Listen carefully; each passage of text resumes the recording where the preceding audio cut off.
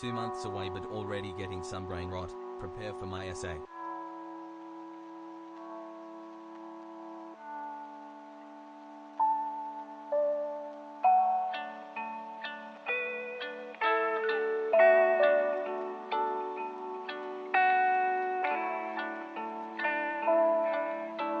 Alien PLS.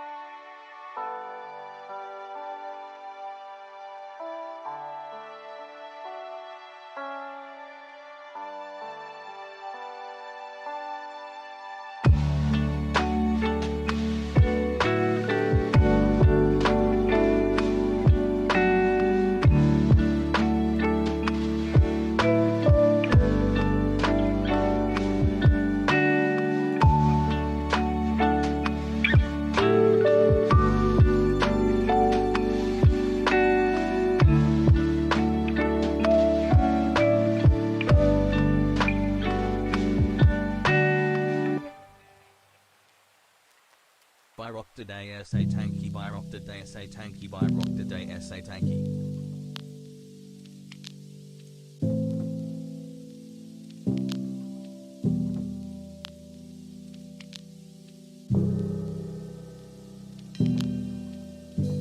Synodas.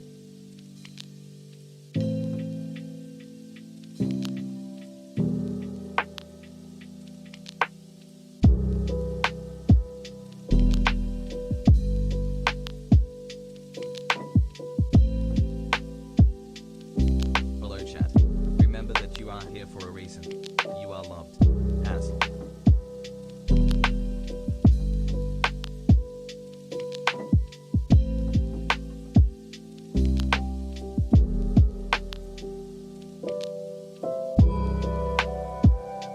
Every time I chat, I feel like I lose part of my soul.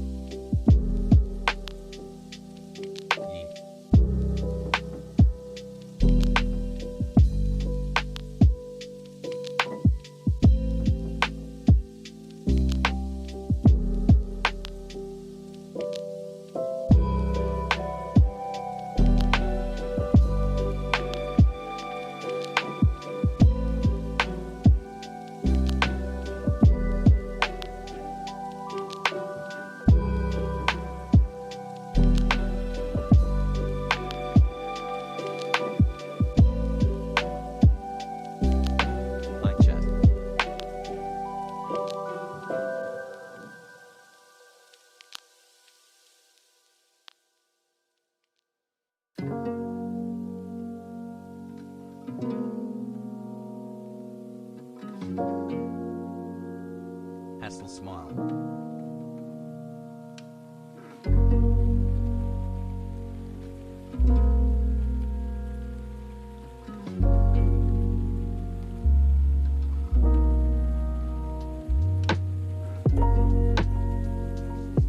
Let's go. Power is back on check.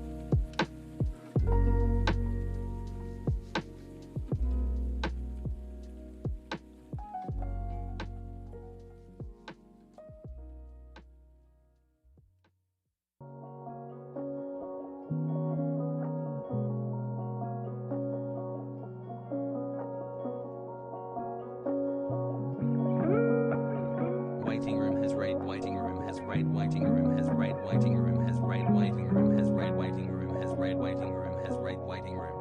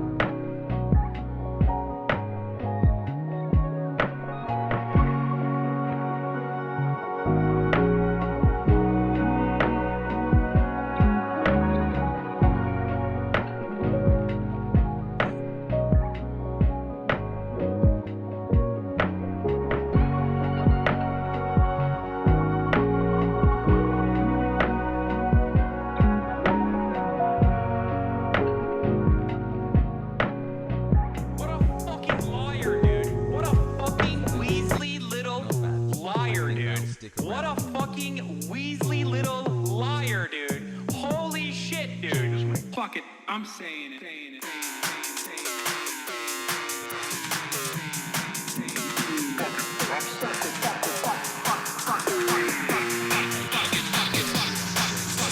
America deserved 9/11.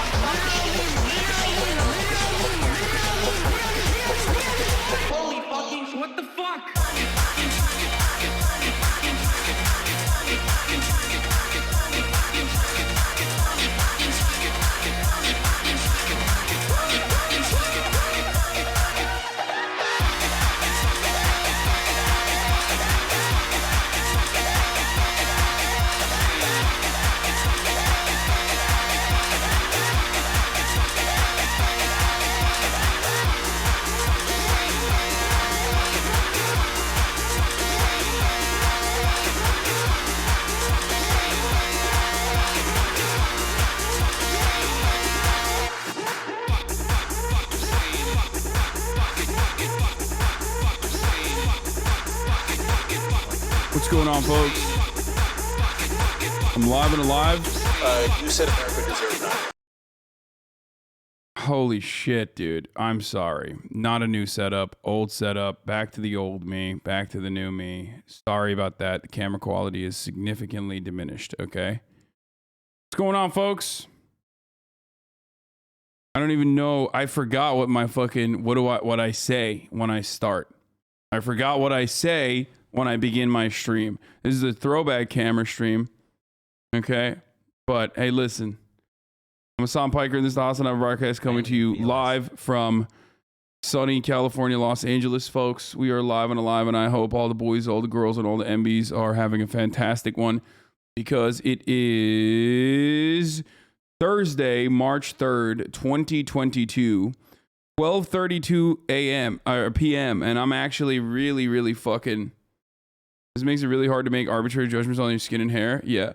I'm actually incredibly late, and that's because we had to do a targeted power outage. We had to do a deliberate power outage.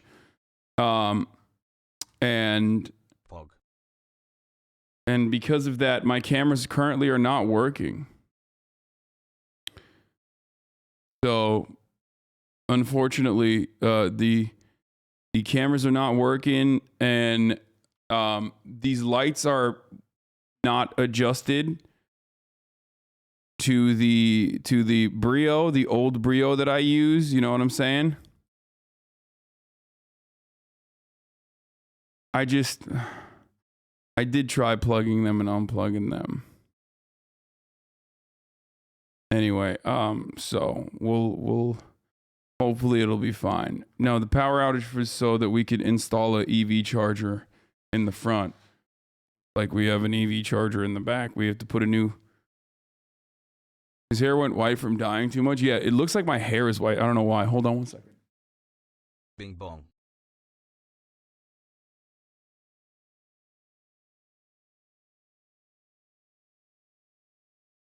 It might be better.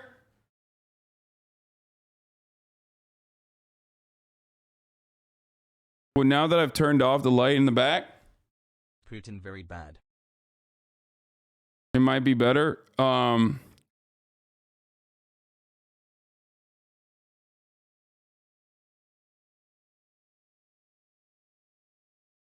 don't know how to fix it. I don't know how to fix it. Prime sub, here you go, Hassie. So, this is what I got. It's overexposed. The camera's fucking busted. And I don't know how to fucking fix it. Okay? I give up. I don't know. Better?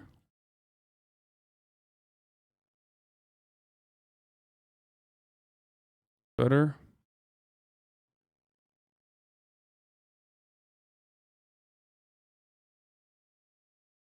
Oh shit, almost at 9 months. Wish me luck, chat.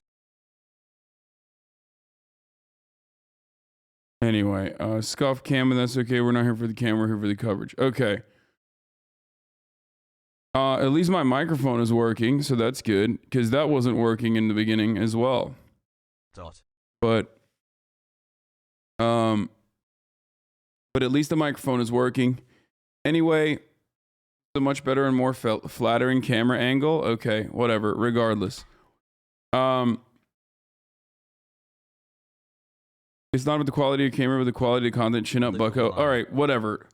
Listen, I got some shit going on, okay? I got some shit happening here, and I tried restarting it. It fucked up, whatever.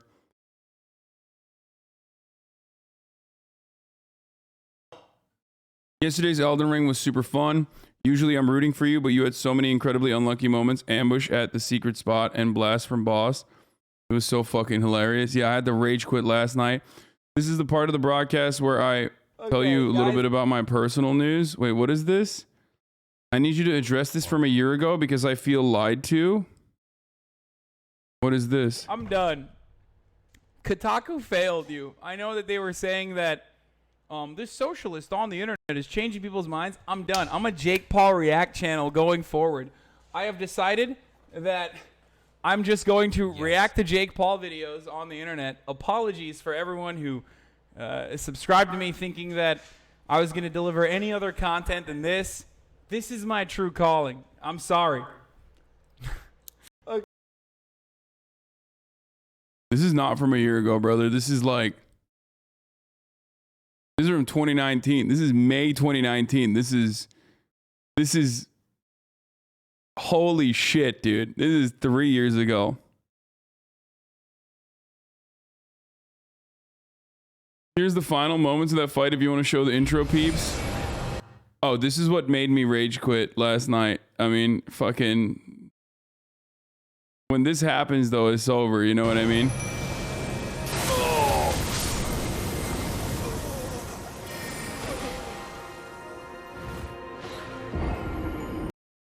Yeah, when that happened, I was like, yeah, I'm good. I'm done.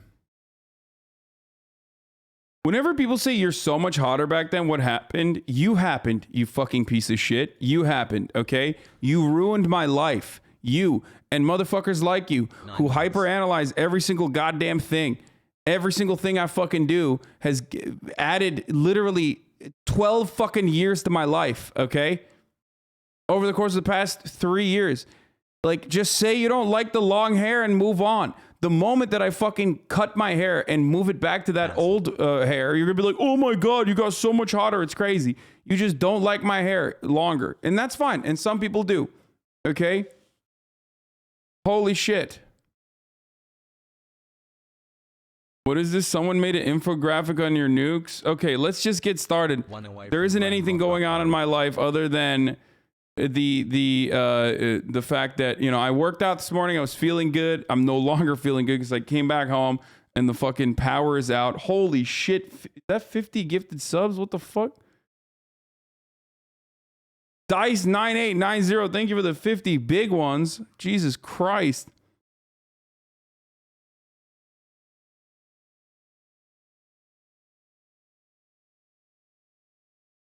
Look, listen.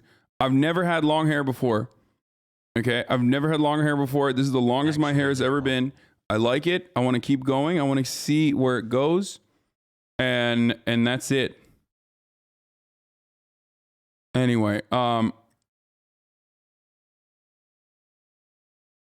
regardless though, let's just get fucking let's blast off.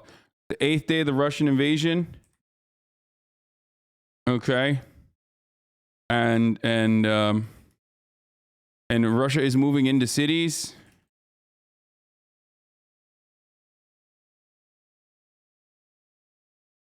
Hold on. At HasanAbi, thank you for sifting through the muck to keep us informed on the As fighting intensifies, 1 million Ukrainian refugees have left.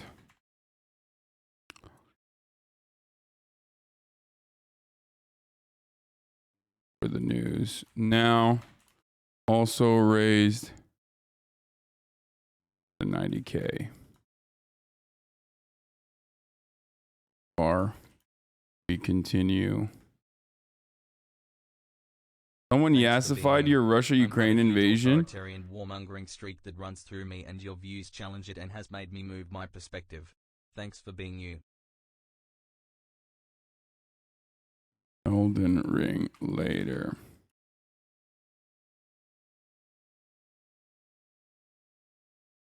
Okay, the HasanAbi doctrine is going to be my meme for the fucking blast off post today. Here you go.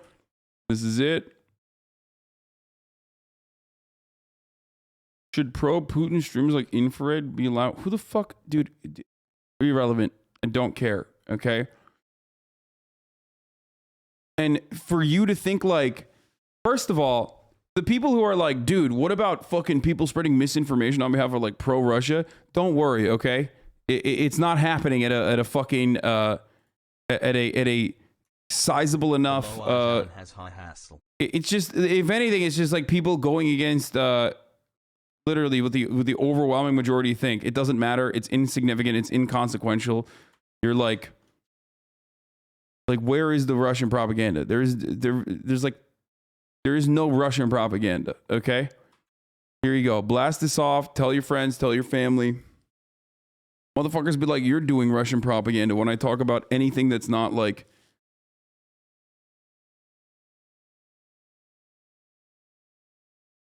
anything that is not like immediately about, you know, this is a new place that got bombed. This is something that happened, like anything that's not live around the clock updates.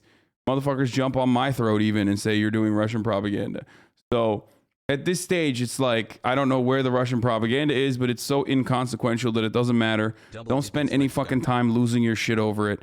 Okay. There are bots, I think, probably. And of course, Russia has like an influence network, a network of influence that they're trying to fucking counter the narrative on. But it's laughable. Okay. It's literally just straight up a laughable attempt on behalf of Russia. So that's what a Russian propagandist would say, though. Yes, because I am a Russian propagandist. It's because unlike others, you look at both sides. But also, my outlook on both sides does not change the reality that what like Russia is doing is incredibly fucked up. I'm not like one of those fucking weirdos that turns around and says like, oh no, it's actually not happening. There is no fucking, there is no war in Ba Sing Se. Like, I don't know what you mean when you say Russian propaganda. I guess it's like varies from person to person on what you consider to be Russian propaganda. So it's all a matter of like what you consider to be doing. What do you think Russian propaganda is? You know what I mean? Russia is saying the Western media is canceling them. I mean, they're just like trying to do their best to fucking... Sergei Naryshkin, the head of Russian foreign intelligence, their master off. The West isn't simply trying to close off Russia behind an iron curtain. The rest isn't simply trying to close off Russia behind a new iron curtain.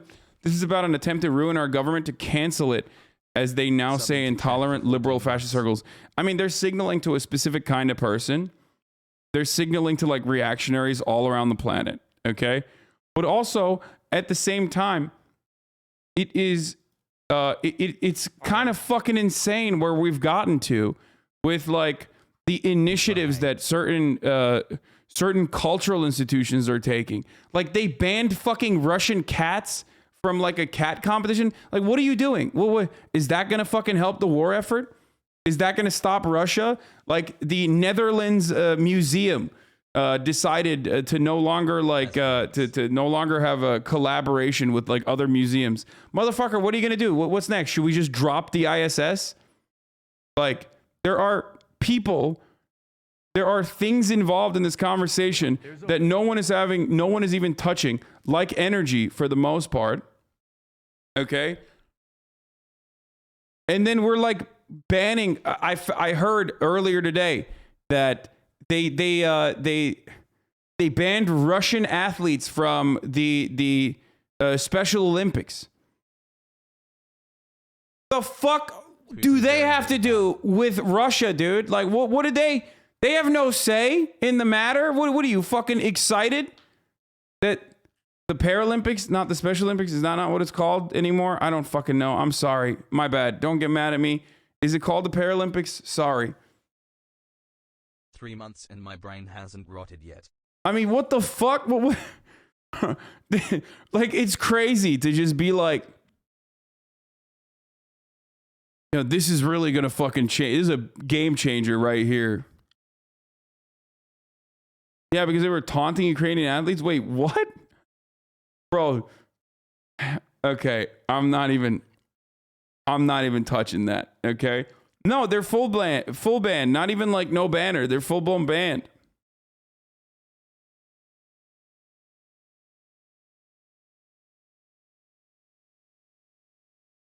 They're banned. That was misinfo, neutral flag.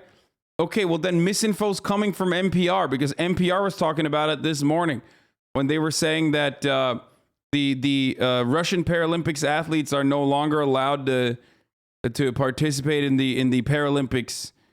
And you know, originally it was going to be under a neutral banner, but now, no, they're two different things. Para is physical, mental. Wait, oh, special is mental. Oh, never mind.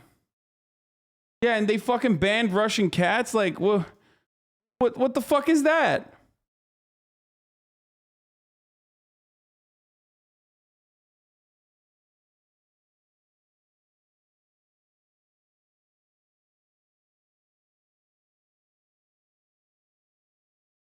Bars are renaming Moscow mules and white Russians.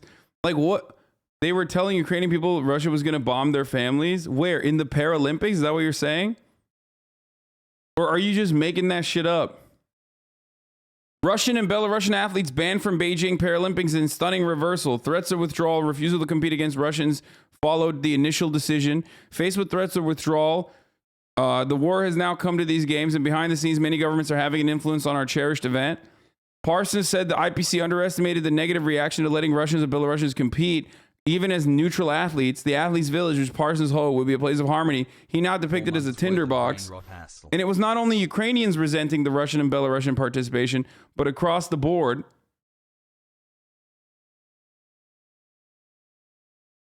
We don't have any reports on that specific incident of aggression or anything like that. So what the fuck? Is that guy just lying? Where is that fucking guy that's saying like, oh no, they were shit talking the Ukrainian athletes? Where is that motherfucker who just, what's up, dude? Are we just doing piecemeal information? I don't understand.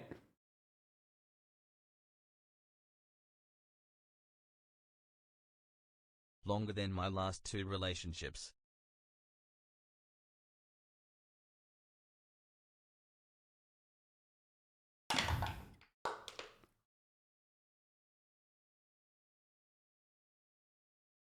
I feel like half the time you hear some shit in the news and then you just like add extra stuff. You add additional shit on the background. Like you just add, you know, you pepper in your own information to try to you pepper in your own information to try to justify these actions. New Twitch misinformation policy. Twitch says it will bar chronic spreaders of misinformation. New policy takes down channels that persistently lie about vaccines and election fraud, as well as Russian state-run media. I can't wait for the fucking weirdos of every community to fucking try to say, like, Hasan is doing Russian misinformation and try to get me banned for this. Only to, of course, not be able to do that successfully and then cry more about it. Twitch, the live streaming site beloved by video gamers that has become a key internet communications service, said on Thursday that it had created new rules aimed at clamping down on egregious purveyors of misinformation. Well, a chatter was asking about that fucking other streamer that was spreading like pro-Russian misinformation or some shit. Well, there you have your answer.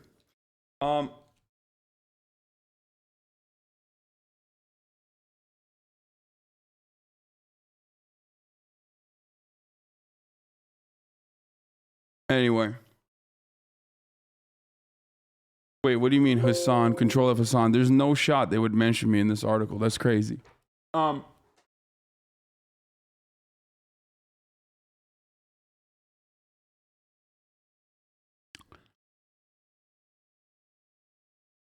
you mind say calling yourself white is misinformation right now? Right now?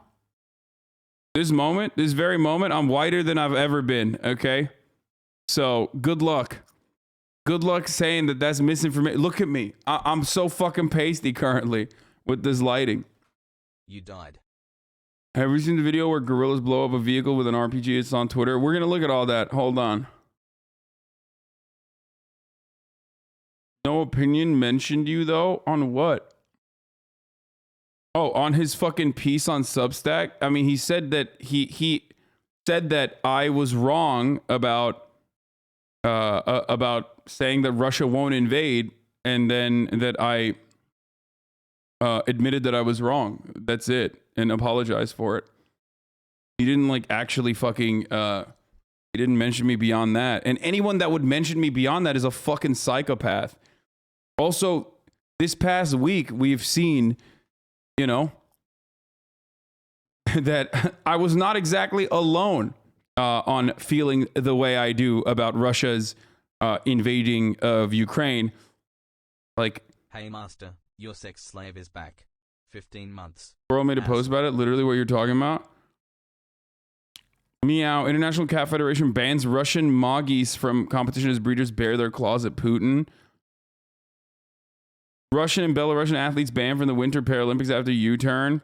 Hi, Hasan. Damn, they even got the Moscow mule the fuck out of here. American mule. Vodka Rebellion, bars, liquor stores in U.S., Canada saying no to Russia's famous export. Like, this shit's so fucking stupid, man. This is so fucking incredibly stupid. Portugal corral you.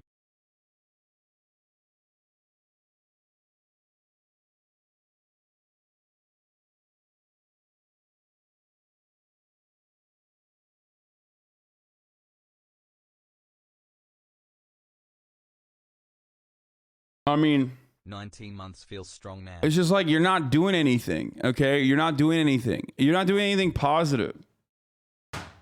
You're not doing anything. The only thing you're doing is like legitimizing genuine, like, you're just fucking creating an environment where people just like fucking hate random Russian people. It's like post 9/11.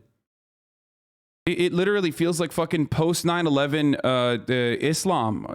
Like, what the fuck?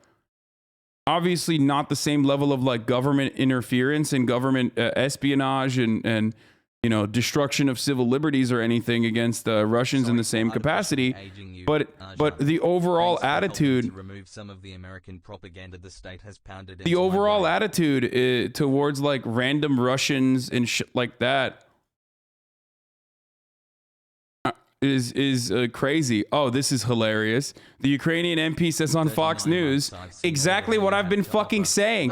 Look at that. She is a member of the Ukrainian parliament. She's here in Washington meeting with lawmakers and pushing for more sanctions. She also feels very strongly about a no-fly zone over Ukraine. Alexandra. Like, all this other shit about Paralympics and whatever is inconsequential. The reality is that, like, they don't want to fucking increase gas and energy prices, which, by the way, of course, the inverse is like, I feel like if we increase the energy prices, they're going to be even more mad at Russia, or not Russia as the state or Vladimir Putin, but instead like literally just fucking random Russians. Okay. Anyway, good to have you here. I noticed that when you heard those sirens in Trey's report, it was very emotional for you. Did you see the Russians destroying iPads in response? Oh my God, this is like fucking Turkey, dude. This is a perfect demonstration of how Russians and American conservatives have the same exact mentality. More fallout from Apple's decision to stop selling its products in Russia. Here's our response to American sanctions. We don't fear you. We'll live without your pretty nice things. I mean, I've seen Turkish people do this exact same shit. Remember when they would like fucking, they've broken iPhones in the past, or they've lit up dollars in the past. Мы не боимся вас. Вот вам ваши всякие эти. Bro, the craziest part about it is that like the Slav can just fucking squat as a part of its haplogroup. You know what I mean? Like, no matter what age the Slav is, he can squat like a motherfucker. Look at this dude.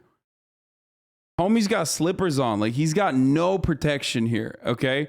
He could break something. The average Angloid, if the average Angloid tried to squat like this, no matter what age they're in, they would destroy. They would pull shit. They pull like 8 muscles. Okay. They probably blow their fucking back out. Homie is like 58 years old and he just boom, pops a squat like nothing. Красивые штучки модные. Мы без них проживем. На, Арсений, добивай его. Вот, классно. Немножко даже порезался. Ну ничего, переживем. Who is a reputable organization that I can donate for Ukraine support that will actually go to supporting Ukraine? Russians are not Slavs. Only a smart of Russia was Slavic, especially the ex-Soviet countries. Most are just Asians. Please educate yourselves.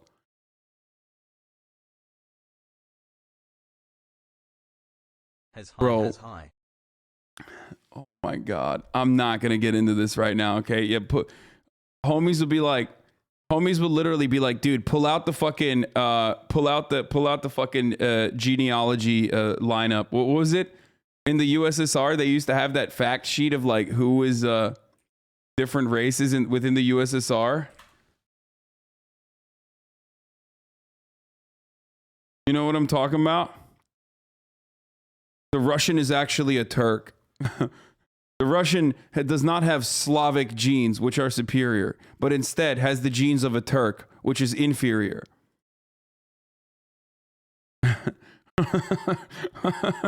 This is why we call them orcs.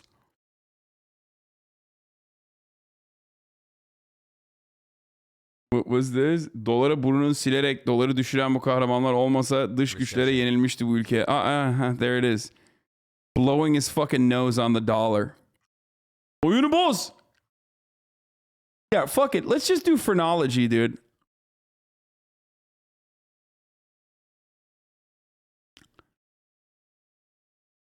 Slavs don't even biologically speaking exist as a distinct group law. I mean, it's just, it's cultural, but...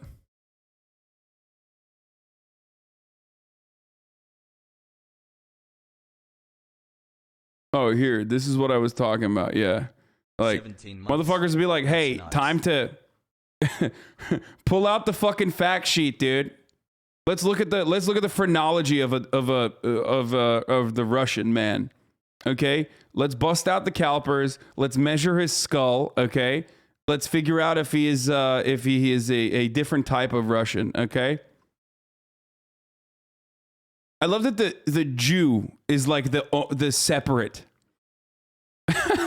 which is also insane. Like there are many different ethnic groups within what you would put under the umbrella of Jew. So that's. I don't know what's going on there.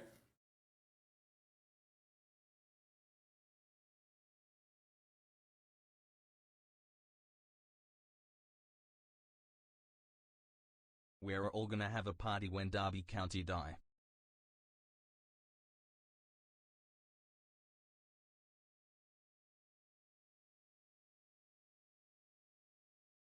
You have too much hair to be Turkmen, shave it. Yeah. Woo, 4 months has sailed by. It's good to hear from someone that Turkmen already malding? Yeah, what's up with that? Why are the Uzbeks and the Tatars and the fucking Turkmen like they're always bald? Is that what it is? That's interesting. Anyway, new nuke takes just dropped. Just checking in on the globe emojis. Nuclear war is bad, very bad. Don't get me wrong, but based on my research so far, it's more survivable than you think. And then this person sells his like nuclear preparedness kit. So, you know, good on that guy. He's just trying to make his own money, you know. He's just trying to fucking make a living this way. 100%. As my followers know, I've been reading about nuclear war long before this current excitement. Very survivable with appropriate planning. Survivors might be tweeting and filling a Form 1040 a year or two after a nuke exchange. Nuclear winter does not exist and is based on flawed mathematic models as both dust plumes from the blast do not reach high enough and the urban fire's smoke does not go high enough. The same models say wildfires should kill us every year. They do not. If you prepare 30 to 60 days worth of food, you will survive the worst of the logistic disruptions as things resume to a productive economy. There has been extensive preparations for continuance of governance. It will be bad, but we can make it through if we prepare. Just follow the playbooks and read some docs from FEMA. We can all pull together through anything. Keep in mind that the report was written when there was many times more nuclear weapons than now. Okay. That was on the front page of Reddit. That's why he said that, lol. The people that say this are also the same people who are like, the government's trying to get me to wear a mask. That's fucking genocide, brother. This is just like what happened to the Jews in the Holocaust. Like, and then they turn around and they're like, I would survive a nuclear fallout. I would survive it. No, you wouldn't. No, you fucking wouldn't, dumbass. You all laugh, but you know I'm right. Some remnants of USG would come out of a bunker, deploy people as reconstruction workers and tax paychecks. And there's enough internet infrastructure outside USA that Twitter would be back up soon enough. Like, this dude thinks he'd still be fucking tweeting through the nuclear holocaust, dude.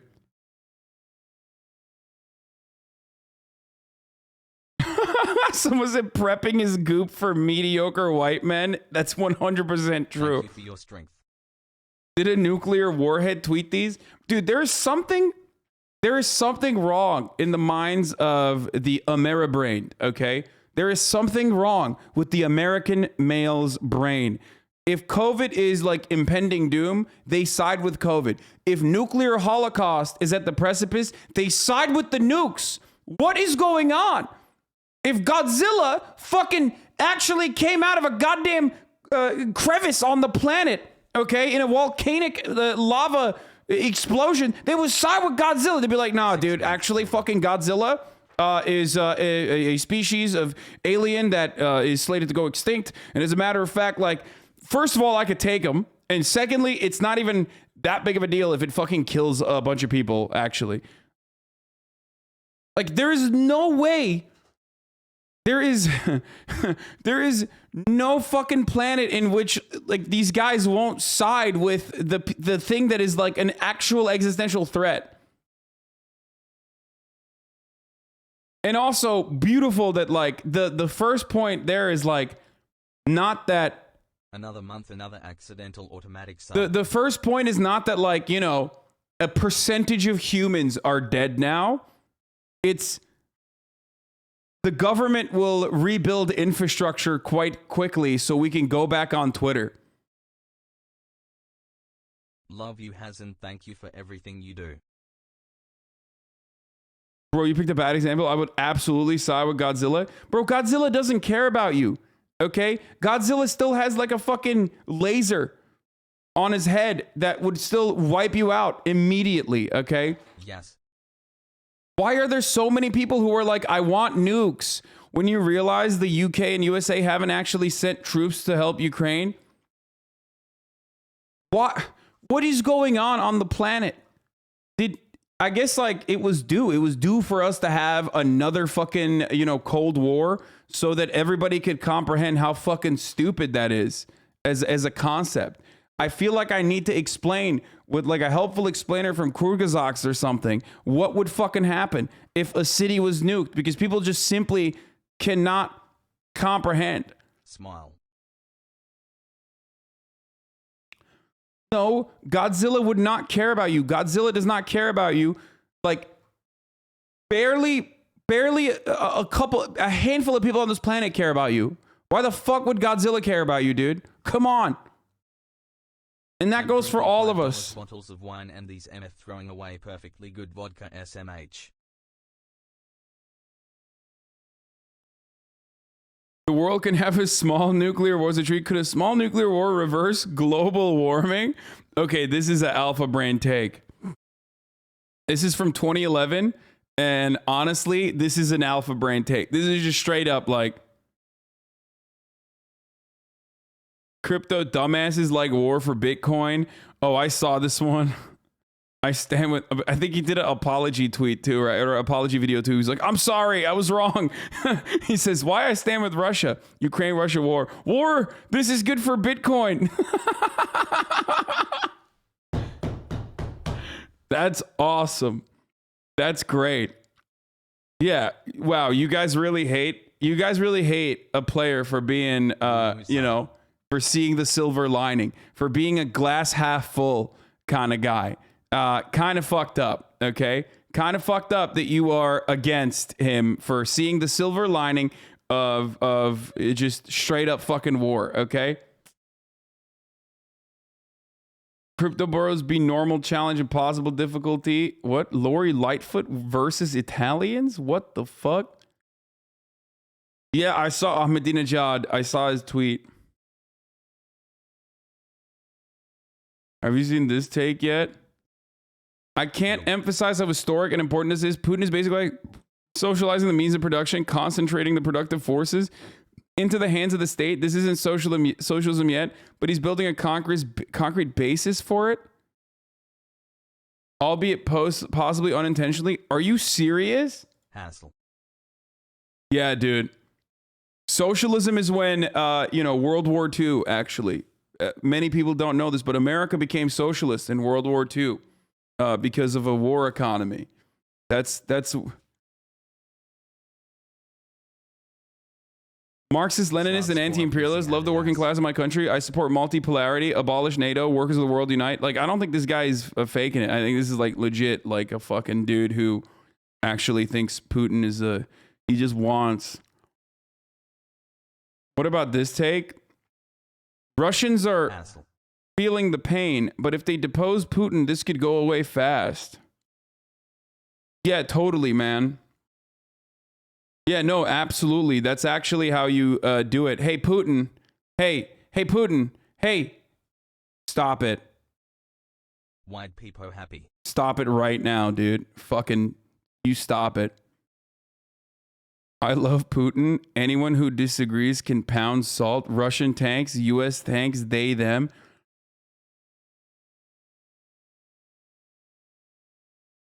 I think you saw this. What is this?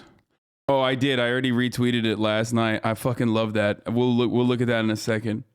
I mean, this is the Servant of the People show, right? Which is also the name of the party, which is literally like a show kind of like Veep, where Zelensky, who at the time was a comedian, runs for office. It's been 21 months.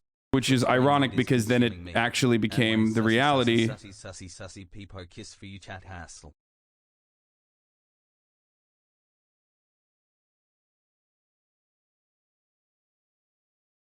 But yeah, Putin is now accusing Ukrainian soldiers of using civilians as human shields.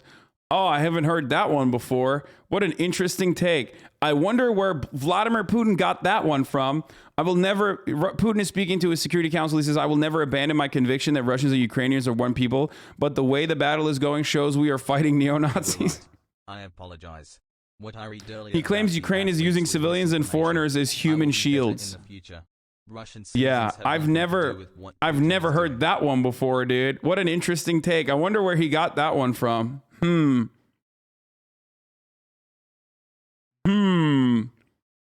wonder. Bro, you can't plagiarize Israel's homework and then change a couple words in it to make it seem like you have a totally different. Put it in Turnitin, okay? You're fucked. But have you seen a Turkish? You're fucked. You put that shit and turn it in, and everybody knows you plagiarized that shit. You can't copy Israel's homework, motherfucker. He's like, yeah, if I say neo-Nazi, and it's not I'm not saying Gaza. We are saying, Ukraine. We are saying neo-Nazi. No one will ever know this. It's very different. Very different type of propaganda we're doing, okay?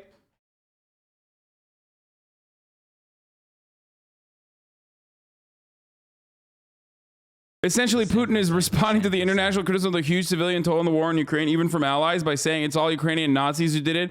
Our soldiers and officers are trying to prevent civilian casualties and suffer losses themselves. Significant that Putin is publicly addressing the Russian casualties in Ukraine. Families are getting payouts as much as 7 million rubles, about 65 grand. Russian soldiers and officers act courageously like real heroes. Our armed forces completely understand what they are fighting for and know they are right, giving their lives to save their fellow soldiers in battle. Our armed forces and the Donbas militia show mass heroism. Putin says the special operation in Ukraine is going according to plan and in full compliance with the timetable.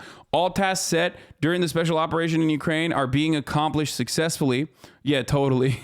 It just seems super successful that, they still have literal fucking Bayraktars ripping convoys into shreds. Let's be real. It's not very successful. And the reason why it's not successful is the reason why they have started to now actively fucking bomb civilian territories so they can overtake said civilian territories. And that is not going to be good either, by the way. Of course, that's not going to be good because then you're inevitably going to get to an insurgency. You're going to get to a situation where you don't know where the fuck the fire is coming from. Civilians are going to start shooting at your army, your military. And that's horrible because then you're going to shoot back and actually start clapping civilians who are now declared enemy combatants.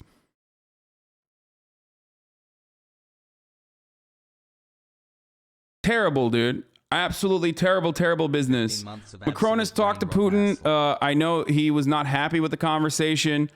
And also, Zelensky is interested in having a sit-down meeting with Vladimir Putin as well. Hasan Piker is interested in running a top-of-the-hour ad break real quick. before, you know, at the top of every hour, there's a 60-second ad break, as some of you already know. And if you no longer want to see those ads, all you need to do is subscribe. You can do that for $5 or for free with a Twitch Prime.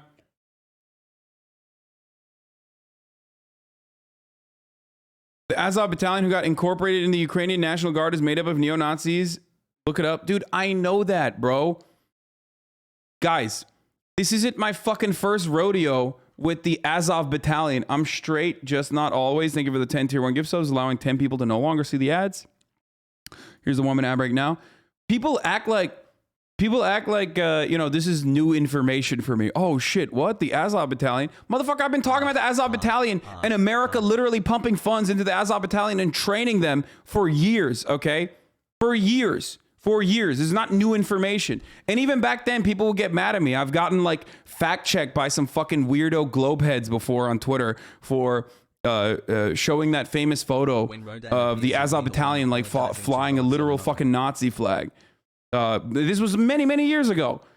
It's been a problem for a long fucking time. Okay? And it's going to get even worse.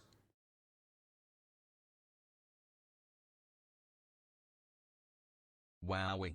I've done it. It's going to get way, way fucking worse.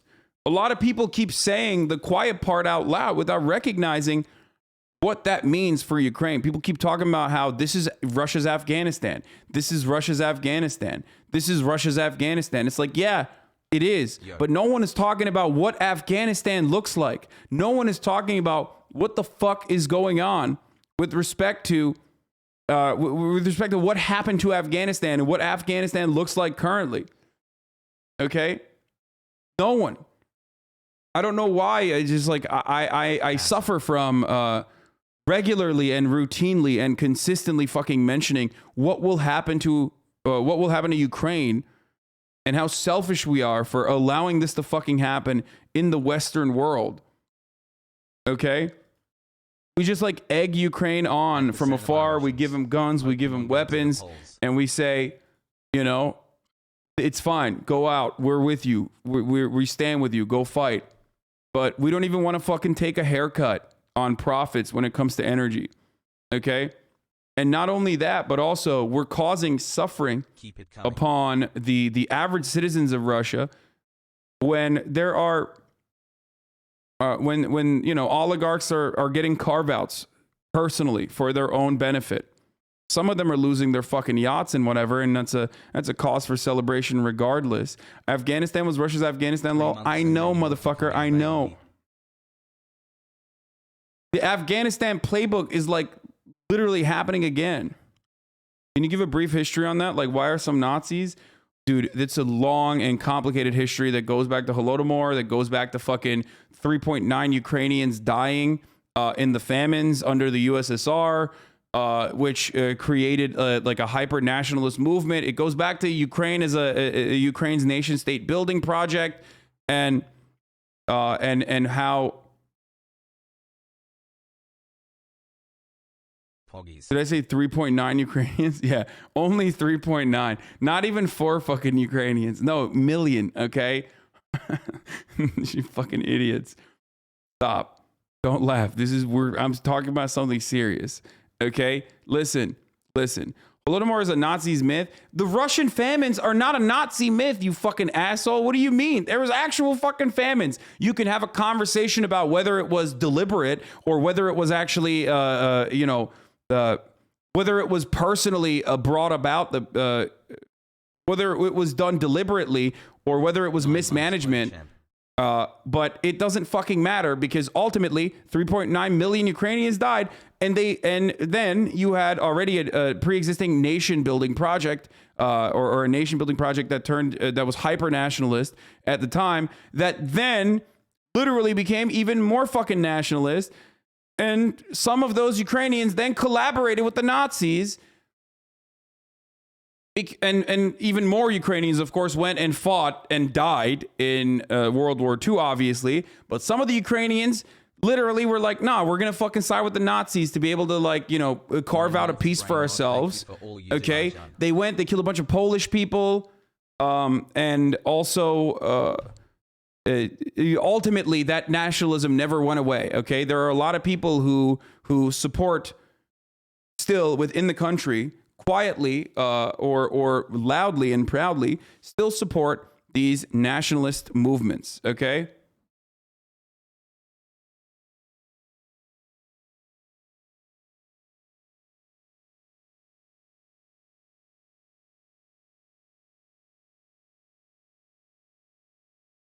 The ads reminded me that I had a free Prime. And some of those, yeah, exactly. Some of those Ukrainians helped kill Jews, 100%. Some of those Ukrainian nationalists that sided with the fucking Nazis literally went and fucking outed Jews. One of the newspapers that was seized by from a Jewish family was operated by what the fuck's her face? The Canadian government's current Canadian government's God damn it name. Freeland, the woman Freeland, Chrystia Freeland, thank you. Her grandfather operated that newspaper, which outed where the Jews' locations were, so that Nazis could fucking kill them. Okay, it was literally fucking seized from a Jewish family, and Freeland has also for a very long time, supported these far right nationalist movements. So if you're wondering, both in Ukraine and elsewhere, so. There's a reason why, like, this Ukrainian nationalism pairs up very well with anti-communism, which works well in, of course, Western countries that also have anti-communist sentiment. So that's the reason why you see, like, every now and then, we've talked about this before. Dan Beckner covers this regularly, but you'll have like an anti-communist victims of communism memorial pop up every now and then in Canada, and it's literally just like a Ukrainian Nazi that they're celebrating. Shit like that happens all the time because it goes unnoticed, because a lot of people in the Western world do not comprehend what like anti-imperialist nationalist movements look like. They do not comprehend, they cannot ever comprehend what it's like to not be the fucking dominating force and still doing a bunch of fucked up shit. Okay, because they themselves are the imperialist forces for the most part. So it's a really, really difficult concept to explain to people. And the only reason why I have at least somewhat of some level of knowledge and understanding over it is because I see it from Turkey. There's ultra-nationalism in Turkey as well. There's a viable fucking Turkish party that is an ultra-nationalist party, MHP. So I get it. I see how it works. I see how nationalism works in these other countries. So you're just going to gloss over all the Ukrainian socialists who fought for Ukrainian independence and were called counter-revolutionaries? No, I'm not going to gloss over that. I'm talking about one specific element here. Someone asked me a specific question about what are people talking about when they talk about Nazis in Ukraine or nationalists in Ukraine, and I'm describing to them where that comes from. Okay. And it's not something I gloss over. It's something that I have covered in the past. But none of this still allows what Russia none of this should be used as allowance for Russia to go in and fuck shit up in Ukraine, especially considering the reality that an imperial power going into a smaller country and dominating it by making historic claims will rise, will grow the Nazi movement within that country, especially when that Nazi movement, or especially when those nationalist militias are being backed and propped up by the American government and Western forces, as it was. Okay? Is the Azov battalion actually a neo-Nazi? I genuinely don't know. Yes. I almost said it in Turkish. I said evet. Yes, the Azov battalion are straight the fuck up, 100%. Anyone who tells you that the Azov battalion are not neo-Nazis are fucking lying to you. They are doing Nazi apologia, and they're fucking 1,000,000% lying to you. Yes, they 100% are. They're football hooligans that are private contractors that turn into private contractors for Ukrainian oligarchs that then were activated in the aftermath of the Euromaidan protest, basically took over and were incredibly fucking violent. And then the American government was training them. The CIA was training them, giving them weapons. And then it became a big problem because everyone was like, hold up, there's like this big movement in Ukraine. This is kind of fucked up. And so then the American government's like, oops, never mind. We shouldn't give them guns anymore. Except it doesn't even matter because by that point, the Azov Battalion was disbanded, but not really disbanded, but put into the Ukrainian National Guard. And they still very much operate within the Ukrainian National Guard. And there's Nazis, by the way, on both sides. You have hyper-reactionary nationalistic Chechens on the Kadyrov division. Those guys are fucking brutal. They're crazy fighters. You have the Wagner Group, which is a private military contractor contracted out by the Putin administration to do like targeted hits and assassinations. That guy's a straight up fucking Nazi as well. Wagner, obviously, that's the reason why it's named after Wagner. 7 months of Kusi radicalization. Thank you, my hero. But having said that, Ukraine is not a Nazi country. Ukrainians are not Nazis. The president itself being Jewish does not change that reality. I get really annoyed whenever people say, Zelensky's Jewish. Like, it doesn't matter. Zelensky is just not a Nazi, okay? To make this, to hype up this idea that, like, that's a shield that you can fucking use to be like, oh, he's Jewish, so of course he's not a Nazi.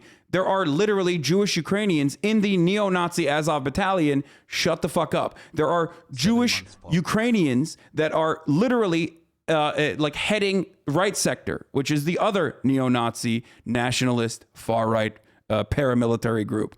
Okay, so this idea that that absolves you or anything is a silly one. Okay, Hassle. but Zelensky is not a Nazi, so don't be ridiculous. And the overwhelming majority of Ukrainian people are not Nazis either. So saying that you're going to go into Ukraine and you're going to fucking fight and you're going to kill a bunch of random civilians in an effort to denazify Ukraine is a bullshit fucking reason. And if anything, you literally will then turn around and, make the country move further and further more towards the grip of nationalists.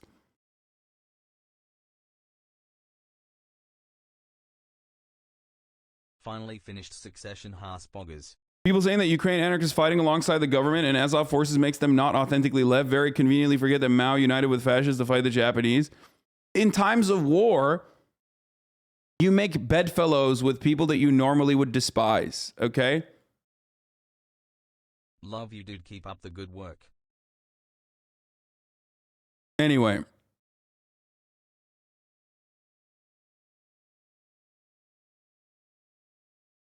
What is this? If they're a Jewish Nazi, why don't they just change the religion? What? Hassle. Today I saw a German documentary from 2015 that Donetsk and Luhansk had Ukrainians killing Russians. Yes. Yes. That was going on. Yes. Shelling, bombing.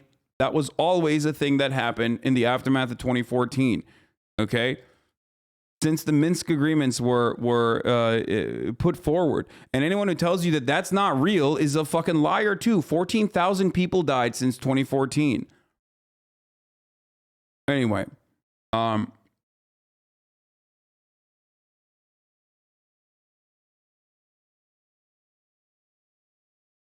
People often say Nazi when they really mean ultranationalist. No, the Azov battalion literally fucking rock swastikas and shit.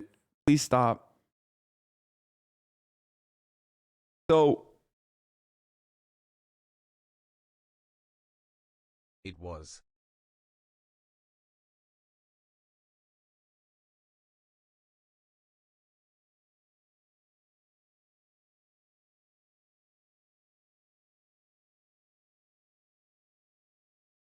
I heard that the Wagner regiment is in Sudan also because France left. Is the regiment big enough to be in multiple countries? They're PMCs, dude.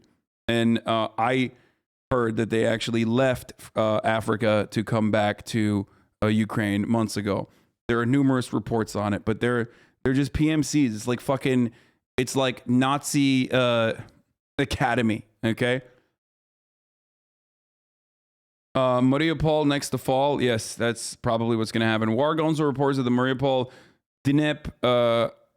Dnipropetrovsk road is now blocked by Russian and DPR forces.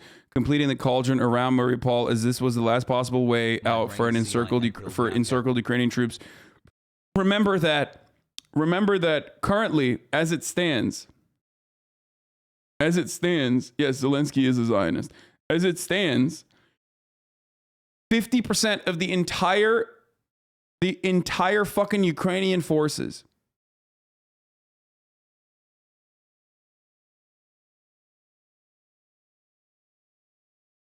are currently in the Donbas region. 50%.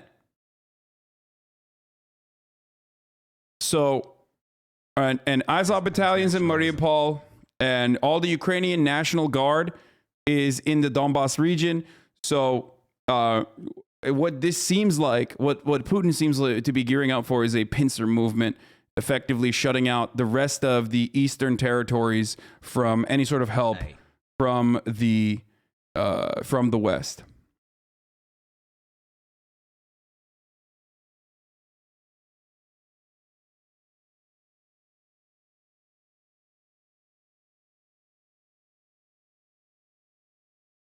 Secret of the war. Russia found oil field in 2005. Also, they found more in 2004. The Crimea do not have water supply from Ukraine. Russia wants it. Thoughts? What do you mean? Like they found oil field in 2005? Did they find oil in Georgia too? Why did they do that to Georgia then?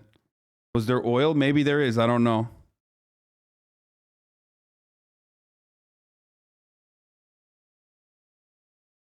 I know they found oil in. I know there is these regions in Donbass and Crimea.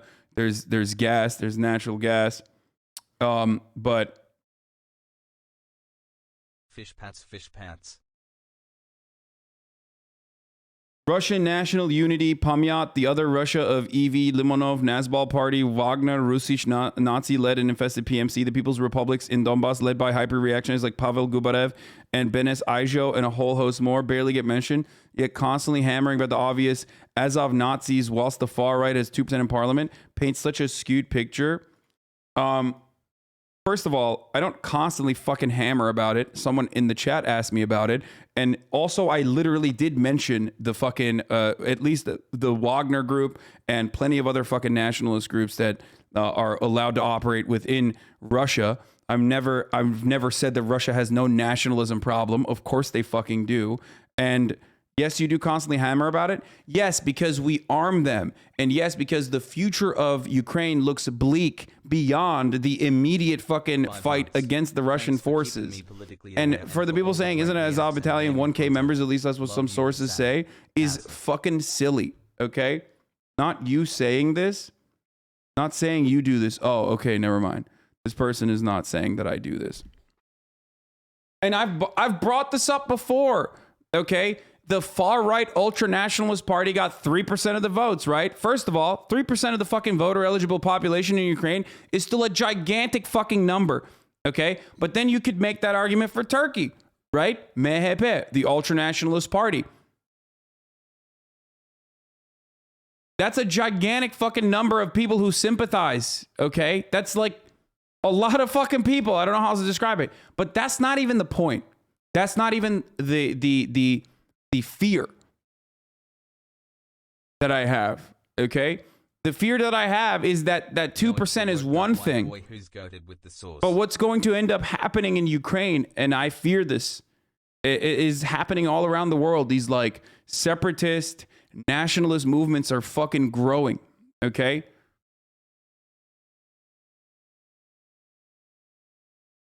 Smile. What I fear is that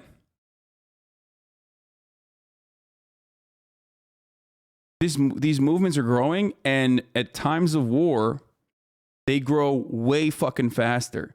They get galvanized, they get legitimized, they are seen as the liberators against the oppressive imperialist forces. And it's an actual problem. And for people who are saying like, oh man, you're fucking, there's only a couple people, there's only 1,000 people, like you're missing the larger issue.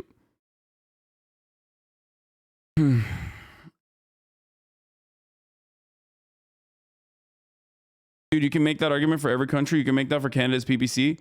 But I do make that argument for every country. I do that already. I say that for America. So what the fuck are you talking about? I do.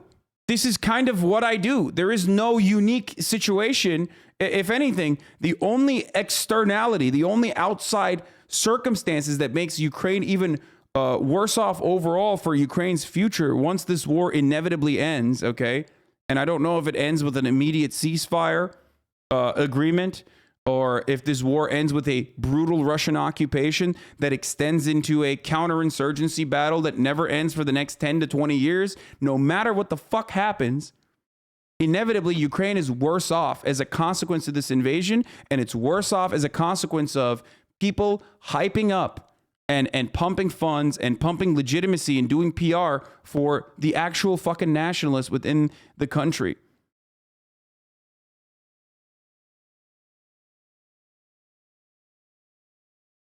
You keep saying there's only 1,000. There's only 1,000. The Ukrainian National Guard literally fucking posted a video celebrating the Azov battalion fucking putting bullets in pig's fat, lard.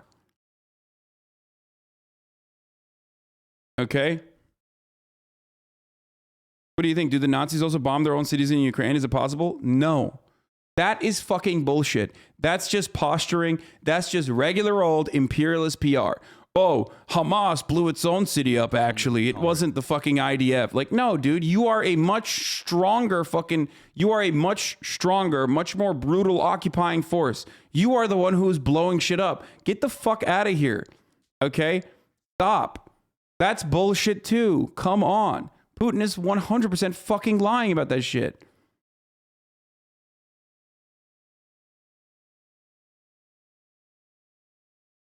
Go back to the Afghanistan comparison. The Azov battalion is the Taliban? No, not just that. There are a lot of nationalist forces right now that are growing in size and growing in influence and have been for a while now. Okay? Those forces are the Mujahideen, not the Taliban. The Taliban will be whatever is the strongest formation that ends up defeating everyone else and becoming like the legitimate occupying or the legitimate fucking form of governance. Especially if Zelensky dies. If Zelensky is assassinated, holy fuck, dude. It'll have gigantic consequences. I mean, thank you, Hasan, for the non-stop posters content. Hi to my queen watching from home as well.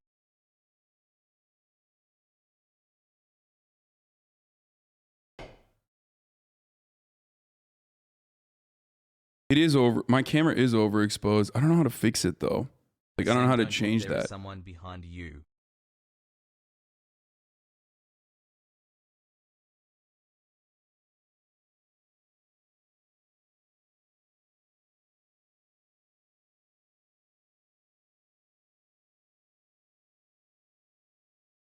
It could be a plan that runs over generations for Putin. The parts he takes now, Eastern Coast, the sanctions will come to an end, etc., but the land will not be given back. Okay, so let's talk about what's going on here. Putin wants all of Ukraine and worse is to come, warns Macron after phone call. So Macron had a phone call for 90 minutes with Vladimir Putin, telling Macron that the war in Ukraine was going according to plan, to which the French president responded he was lying to himself. Vladimir Putin wants to seize all of Ukraine and worse is to come during the conflict, the French president has warned. Emmanuel Macron held talks with him for 90 minutes, and he said that, okay, this is just the rehashing of the fucking byline. Holy shit. Mr. Putin told Mr. Macron that the invasion will continue until the end unless negotiations meet his terms. These, Mr. Putin said, must center on the neutralization and disarmament of Ukraine, with the Russian president saying he would attain the goal by military means, if not by political and diplomatic means. A source described the tone of the phone call as pessimistic and not so friendly. Putin is punishing his own country. Mr. Putin continues to maintain Russia is seeking to demilitarize and denazify Ukraine. to which Mr. Macron reported in reply that Ukraine was not the Nazi regime and that his vision of Ukraine was not confronting reality. He warned Mr. Putin that his actions would punish his own country. After the call, Mr. Macron believes worse is to come and the unfolding humanitarian crisis that Putin wants to seize the entire country, according to an aide. 1 million refugees have left Ukraine, have fled the country thus far. Okay? 1 million.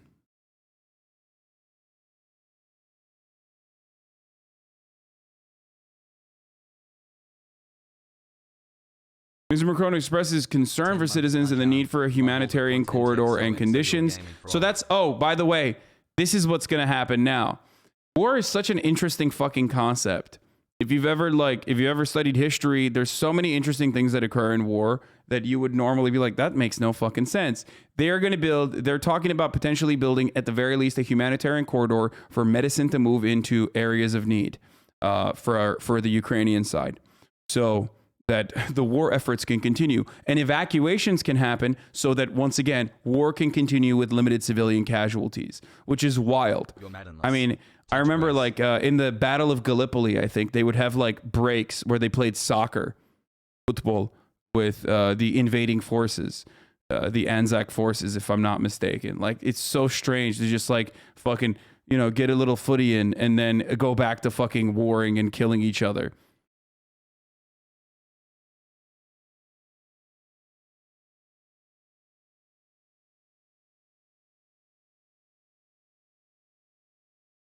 Russian businessman Alex Konekian has offered 1 million bounty. Yeah, that stuff sucks. It's just like, that doesn't mean anything. That's just bullshit.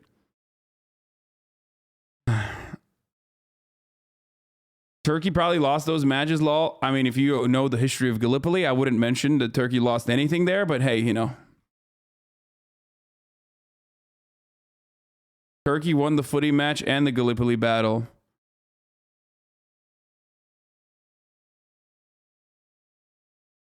Anyway.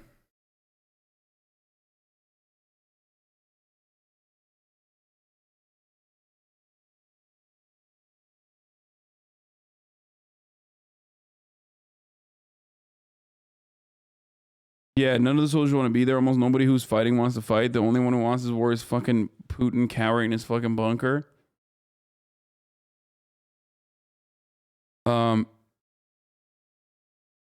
Oh, this is Kasparov.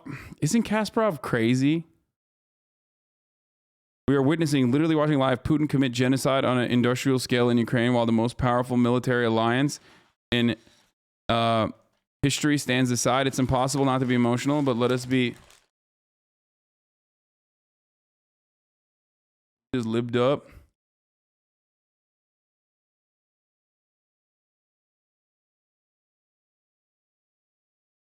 Putin once again told Macron to go to hell.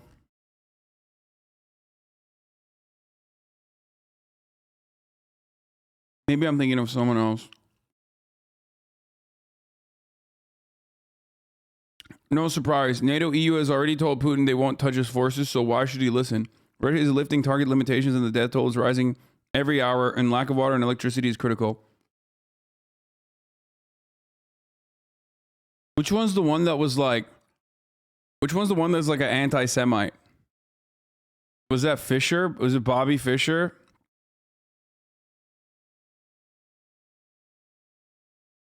Like the crazy... Okay, my bad. I don't know enough about fucking... I don't know anything about chess. Alexa, play Nickelback's new single in support of Ukraine.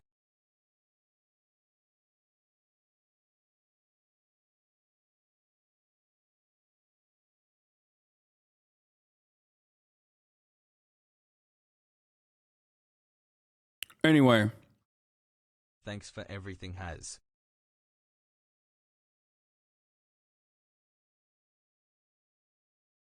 No treaty forbids NATO nations from fighting to defend Ukraine. It's a choice based on the risk of Putin going nuclear, many say. Yeah, that's a big fucking risk, Gary. Hey, Gary, don't you feel like that's kind of the whole point of nukes, Gary? 23% hassle. Motherfucker thinks this is a game of chess. What's wrong with you, dude? You don't just fucking let the queen die and then, you know, oh, GG's, let's play again. It's over, motherfucker. It's like playing chess with a guy who's like, I'm going to flip the board. Okay? I don't care. I'm going to flip the fucking board. Homie's out here being like, this is the queen's gambit. What the fuck? What's wrong with you, Gary? Wow. Jesus Christ, dude.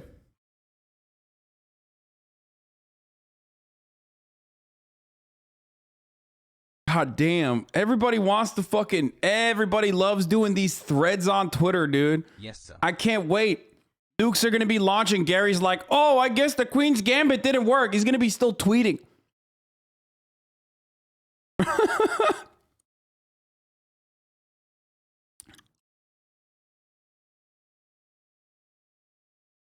These are educated human adults. I mean, it blows my fucking mind that they are, and they say stuff like this.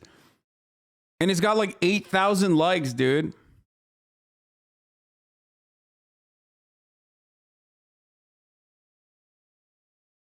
The other part of this is like, if NATO pushes back against Russia and Russia doesn't throw a nuke, it's over for Russia. Like, then you might as well not have a nuclear arsenal at all. So they, in a way, it's almost like they have to. Do you see what I'm saying? Like, or else what's the point of having 6,000 nukes?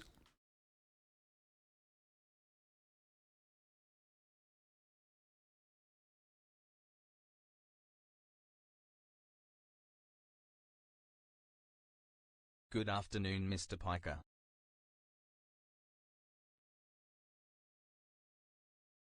When Kasparov became world champion, he unseated Anatoly Karpov, who was in the Duma and a Putin puppet.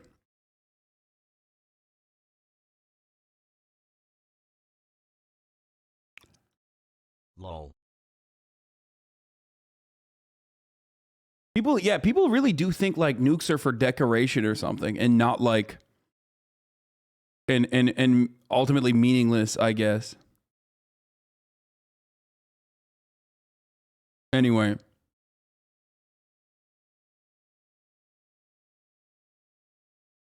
And the fantasies that you have had about like, what if someone fucking magically kills Vladimir Putin instead of like launching the nukes? Everyone has had these conversations already, okay? Everyone has had these thoughts already. These are not new thoughts. These are not unique thoughts. Oh, dude, some guy will just like realize the consequence of that and will just not fucking launch a nuke. Yeah, dude. Build your foreign policy around that, I think. This is fucking crazy. Hey, Hasan, I just want to shout out to what leads you to believe Putin is not just afraid of his nukes as flying as you are? Won't we always be under his thumb on your view? This is what Gary's arguing in the thread. The point of mutually assured destruction is exactly that. That's why Putin doesn't want a fucking NATO base in his backyard. That's why Putin already hates the fact that like NATO moved beyond Western Germany and the Iron Curtain moved further and further into Russia and even has direct access into Russia. Okay? Because it's on both sides. NATO with Article 5 implies that like that's a nuclear defense agreement, okay? That means you fucking hit one guy in NATO, you hit everybody in NATO. And people in NATO have nukes. Okay?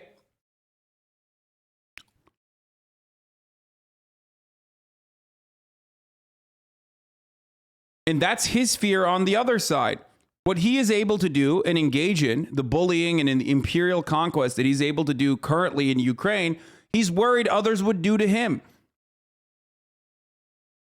if he had no fucking nukes.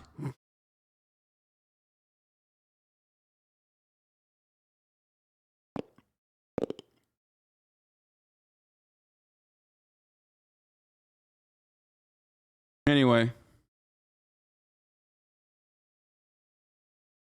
Gang.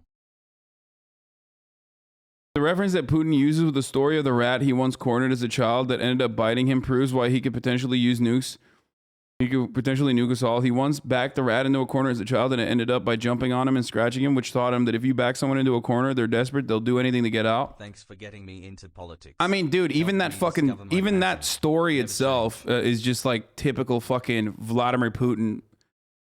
Even him saying, I might use nukes, even him showcasing that he's fucking crazy. Ooh, you think I'm irrational? Well, guess what? I am fucking irrational. All that shit is like, you should watch the new. All of that is just his constant need to come across as like someone who is impossible to predict, impossible to fucking understand, and that like erratic attitude that makes him really hard to, that makes his next steps really hard to interpret, is why people are fucking scared of him using nukes. Isn't Ukraine backed into a corner right now? Of course Ukraine is backed into a corner. It's not even a fucking corner. Ukraine is getting absolutely destroyed right now.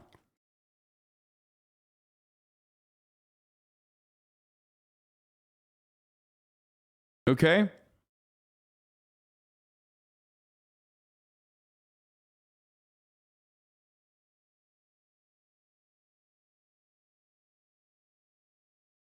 I'm Ukrainian. I don't understand why everybody's banning Russia and destroying the economy. At the same time, West countries and NATO support Nazi battalions with money and weapons. Is this world politic? Could you answer me? What the fuck?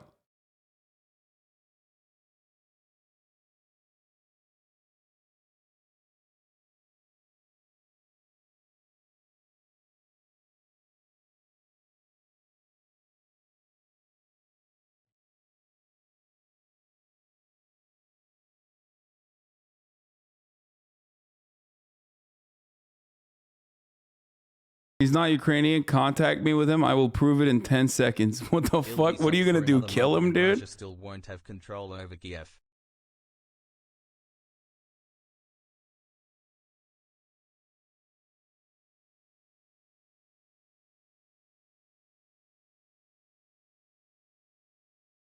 Are we getting a bunch of coverage about Ukrainian victory so that Western citizens don't lobby to join the war? No, I think you're getting a bunch of coverage about Ukrainian victories because this battle has to be fought on morale too. And morality is going to be high if it seems like the underdog is taking a bunch of fucking dubs against the big bad imperial violent force that is losing, except they're not losing, they're just now increasing the stress and increasing the pressure. Or rather, they did lose on their original point, which was going to be, taking out Ukrainian air support in its entirety, which they failed on. And when you can't do that, it's a wrap. Like, now your ground troops can get obliterated all the time. The Bayraktars are coming. So now you're compromised. Zelensky says, close the sky or give us aircraft. While speaking with the media, President Zelensky called on NATO to close the sky over Ukraine. He asked how many more Ukrainians had to be injured for this decision to be made. If it can't be made, give us planes, he said.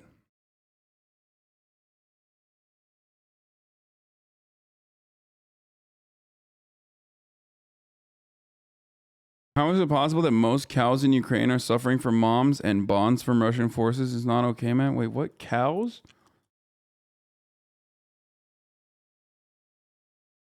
Yes, I have seen the Bayraktar song, please. Murad and I watched it last night. Not only the song, but he also analyzed the drone from a person who, is an aerospace engineer perspective. And he said that it's like the Toyota Corolla of drones. Not as a diss, but he's saying it's like reliable and it's affordable, but it's nothing like super fancy. He also did say America makes the Bugattis of drones, which is really sad because we make nothing that's that good. Except for fucking drones.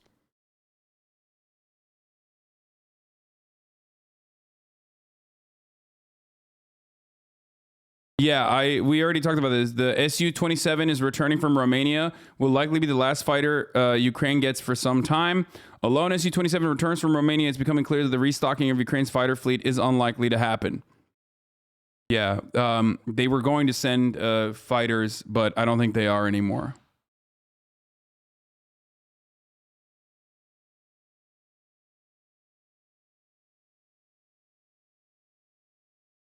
Erdogan is supporting Ukraine and helping proceed talks end war. That's pretty sick of him to do that. Yeah, Erdogan is you know, he's very clever when it comes to dealing with foreign policy like this. The one thing that not total dog shit at, even though, you know, he should probably worry about fixing his economy and not being such a fucking corrupt piece of shit autocrat. But no, he won't do that. I'm talking about like foreign policy, dealing with competing superpowers, being in the middle of two superpowers, Russia and NATO, and you know, matching the contradicting interests against one another. And ultimately, it doesn't even matter because the lira is like as bad as the fucking ruble. So.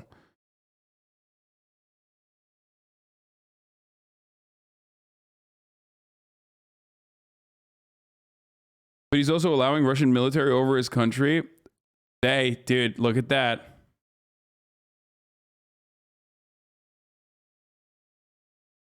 Wait, is this Russian military? Do you know if this is Russian military? I'm in that plane, Pog. My grandma got stomach cancer. My mum is falling apart, and the only thing that got me distracted from this is watching you. Thank you for everything, Hassel.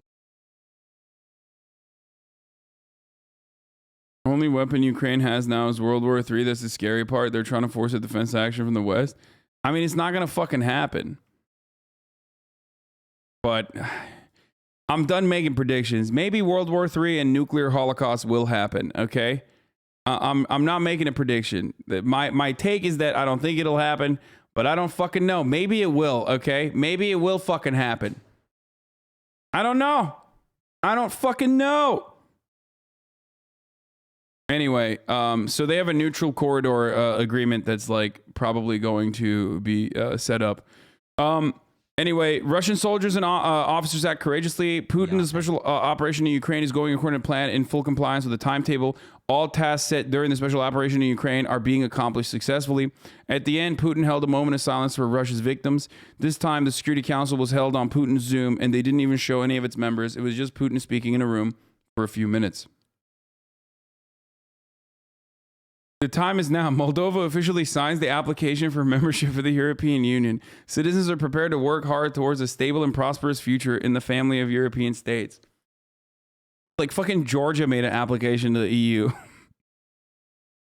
Sorry, I shouldn't laugh. I hope everyone is safe in Moldova and also in Georgia and Ukraine.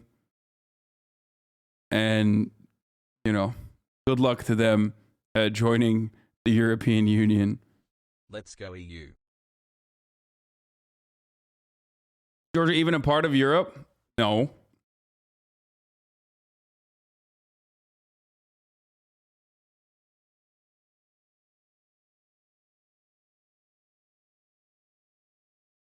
Shout out to the previous Dono, stay strong, buddy. Stop laughing, Whitey. Do you support them joining? I don't give a fuck, dude. If they want to join, they should join. It's great. Join the European Union. It's wonderful, okay? Dog died. Sag. I'm Turkish, bro. What do you mean? Sag. Turkey's been trying to join the EU for like since the beginning of EU, okay? So like what do you mean? They're going to fucking join they're going to join the EU all of a sudden, okay? I mean, the EU might actually let them join, to be honest, and not Turkey, obviously, because, you know, 90 million Muslims is a terrifying prospect for the rest of Europe.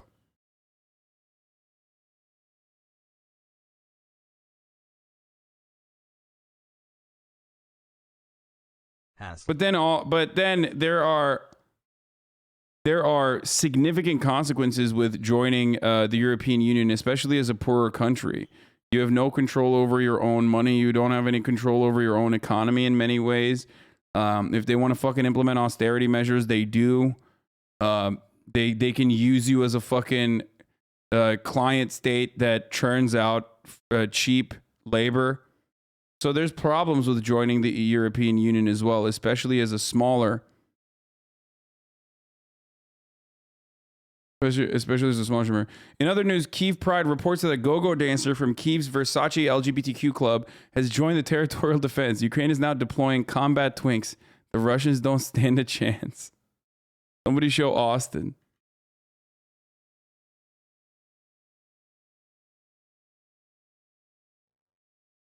Turkey isn't joining EU because of Muslims. Lame. It's because they've got a hard-on for killing Kurds. If you think the European Union gives a shit about Kurdish people and their lives, you are the most delusional person I've ever met. Are you fucking stupid? It's like saying America cares about the Kurds. What the fuck? No, dude, it's because of 90 million Muslims. Like, you're crazy. You're crazy. You're a crazy person.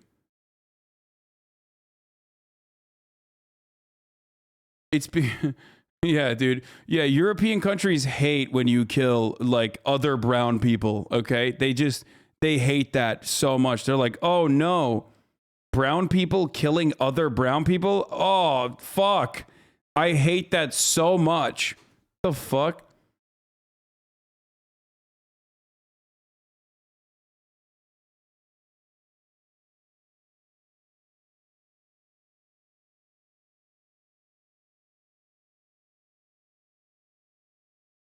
Turkey does not meet the requirements to join the EU, especially in its democracy. Then again, Hungary doesn't either. Yeah, dude, totally. You definitely need to be a fully functioning democratic country to be able to join the European Union.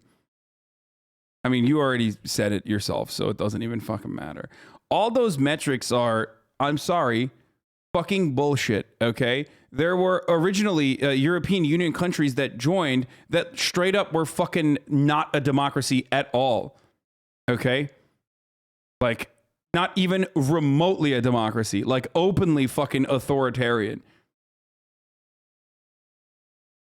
You know? So get the fuck out of here with this idea that like, you know, they totally fucking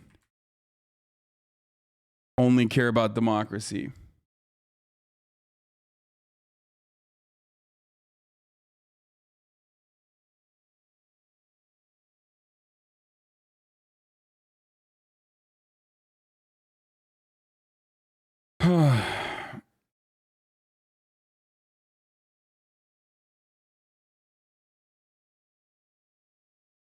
If Russia takes Ukraine, next is Moldova, and after that, Romania will have a huge border with Russia, and that does not sound very good.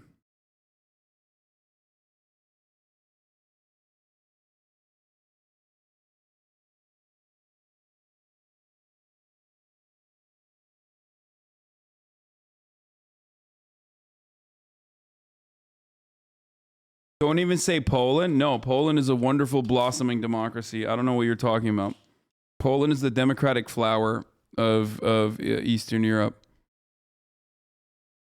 So is Hungary. So is all the Baltic countries, actually. And also, so was Portugal. I'm constantly thinking about how democratic these countries are.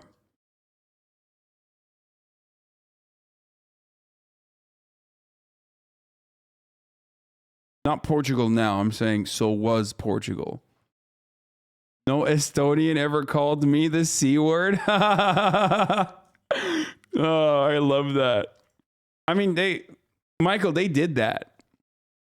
Tucker Carlson originally literally came out and was like, Russians don't, you know, call me a racist. No Russian has ever called me a racist, which is the white man's version of no Vietnamese ever called me the N-word. Like, that is the racist white person's version of that exact same thing.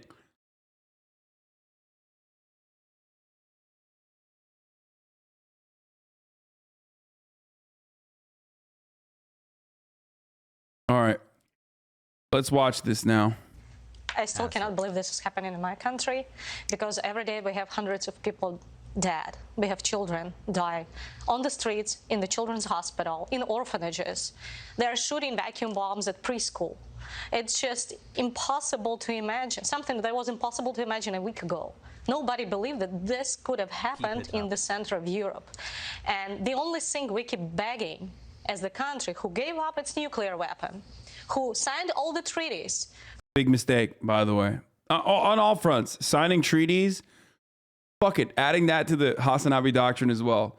For nation building, okay, for nation building, don't sign treaties either. Who was totally... You don't know what they're doing. You're a small country. Don't let them fucking sign.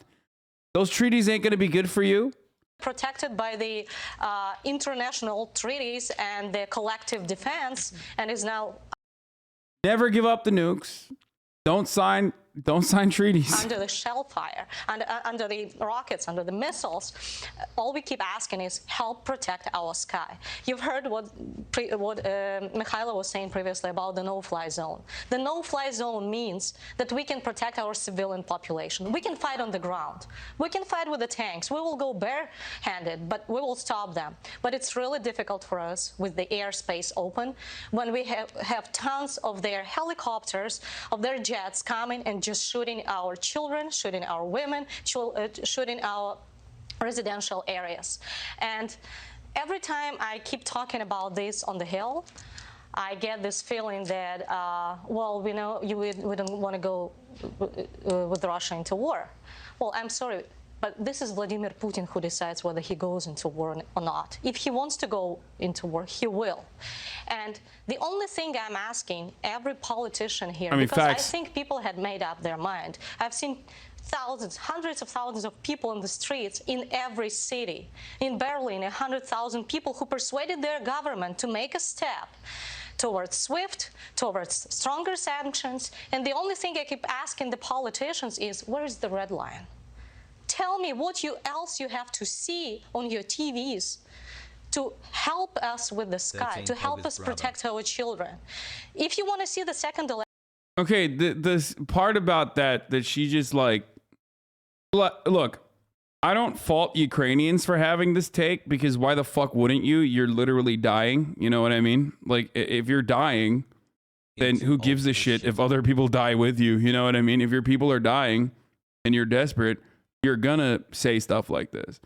I do, however, abso-fucking-lutely fault dumbass American Westerners who are like, we should do a no-fly zone immediately. It's like, shut the fuck up, dumbass. You don't want that smoke. You don't know what the fuck that smoke is.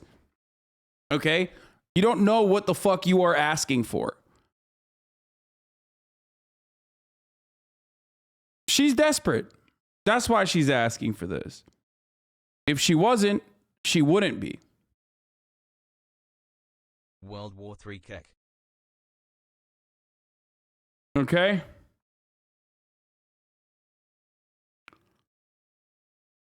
She's not just Ukrainian. She works at the Hill. This is a ploy. It doesn't matter. There's like Zelenskys asking for it too. It's not a fucking ploy. Hi. For the record. Like, that's not, like, there are real Ukrainians who are asking for a no-fly zone. That's not like a fucking ploy, brother. I don't know how to describe it to you, but Putin needs to cut this shit out so we get more Elden Ring. it's totally understandable that they want this. Why the fuck wouldn't they want it? They're dying. Aleppo? If you want to see Ukraine being totally burned down to ashes, tell us that. I've heard about 500,000 people in Syria, so tell us honestly that we are not going to do anything, that democracy is going down and the tyranny is going to win. Because if Putin wins in Ukraine, that means that the whole world, the whole Western world, was not able to protect a single democratic country that has been in a lot of alliances, that has been in a lot of international treaties, and has been doing its job pretty good, and we've proved that the whole... Okay, she's right, by the way. Like, Ukraine has been a good old boy to the West from the jump. This is what I mean when I talk about how, like, the Western obligations on Ukraine have not been fulfilled because they were never intended to be fulfilled. They were lies. Because they literally have done everything that the West asked of them. They've done every single thing that...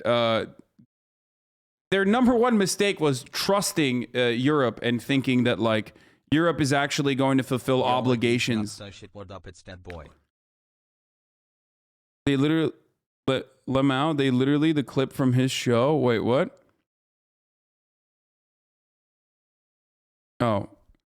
Like Ukraine did everything, especially since 2014. Ukraine has done every little thing that that their European partners have told them to do, and obviously they also have personal interest in the matter as well. Like they personally want to join as well, and part of the reason is because they were always fearful of Russia doing what Russia is doing currently. Part of it is also because they were getting goaded by European allies and giving them promises that they were never going to fulfill. So that's where we're at this stage. Like, Ukrainians asking additional help from the West is perfectly normal. They didn't do Minsk. Yeah, exactly. Because the reason why they didn't do Minsk is because the European partners wanted them to do Minsk, but they didn't want to do Minsk. You want to know why? Possibly because there was a larger country that overrides France and Germany that probably gave them additional coverage and said that they would be able to survive all-out war. Like, it's not a mistake that John McCain has fucking been inside of Ukraine. It's not a mistake, or it's not a fucking coincidence that Euromaidan and the American involvement in Ukraine, American NGO involvement in Ukraine wasn't fucking, meaningful.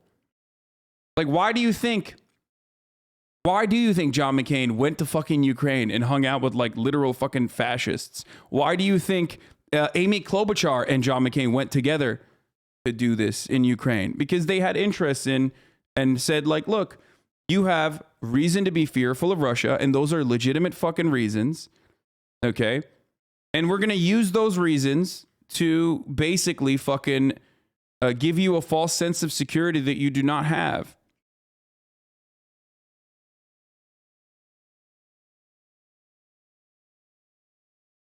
Everyone I don't like is a fascist. God damn you, people are disgusting. What would be your metric? Oh my God, this dude's name is literally the Dixie Defender.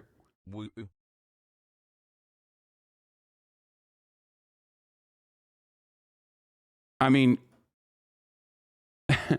I was going to respond to it, and then I realized his name is just Dixie Defender.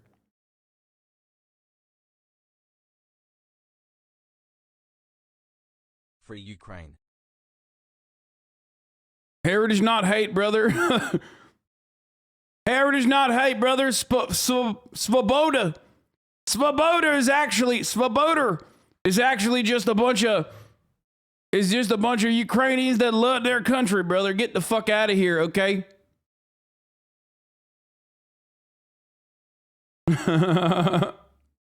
Svoboda. I can't even say it right. Listen, I don't know. They seem white enough to me, okay? They seem white enough to me over there. And I think the Russian government's a bunch of commies.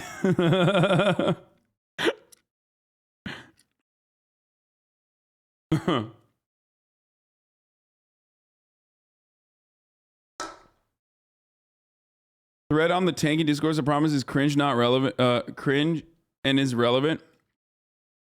Glad the poorly defined, powerful Marxist-Leninists have so much power and influence over policy, and Demon Hours Twitter are finally being held accountable. It's a brave and noble journalistic undertaking that shows nuance and depth and understanding of an unorganized group. Don't be a tanky. Pseudo-leftist. I wonder why the Intercept wrote an article like this. I mean, Pierre Omidyar would never have an interest in Ukraine, right? Pierre Omidyar, the owner of the Intercept and First Look Media, has never dumped, almost millions of fucking dollars into NGOs in Ukraine. That would be crazy if 10 months of subs, but been here for years. Keep up the work, Has. Look, I got homies at the Intercept. I love the Intercept. I don't know who wrote this article, but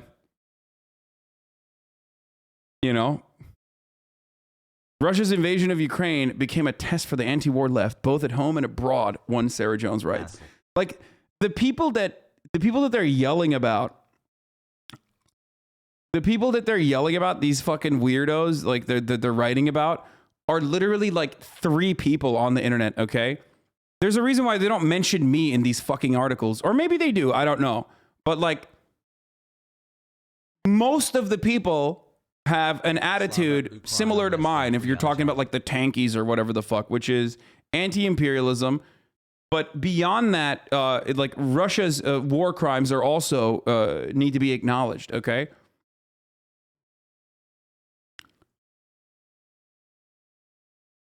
The idea that like random fucking Control F, no, I'm not on this article. There's no way this person mentions me. See, no, I'm telling you, no.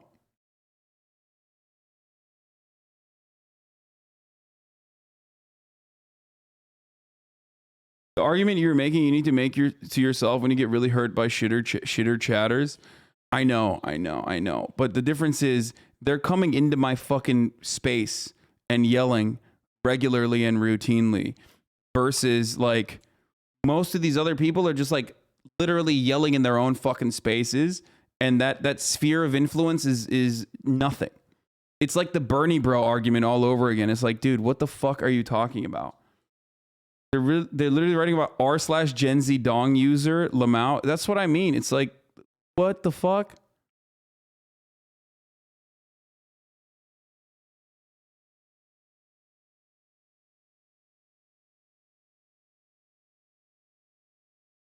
You say they invade you? Yeah. Kind of like the top of the hour ad break invades you, unless you are protected against the top of the hour ad break in the form of a Twitch Prime or $5 a month subscription. That's right. Because the invasion of the top of the hour ad break comes regardless. But you can be prepared against it with a subscription.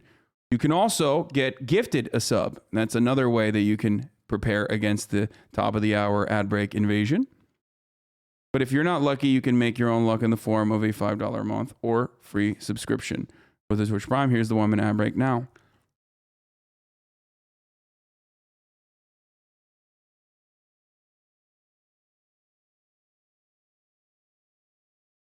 Pogo. In the form of a North Atlantic Twitch organization.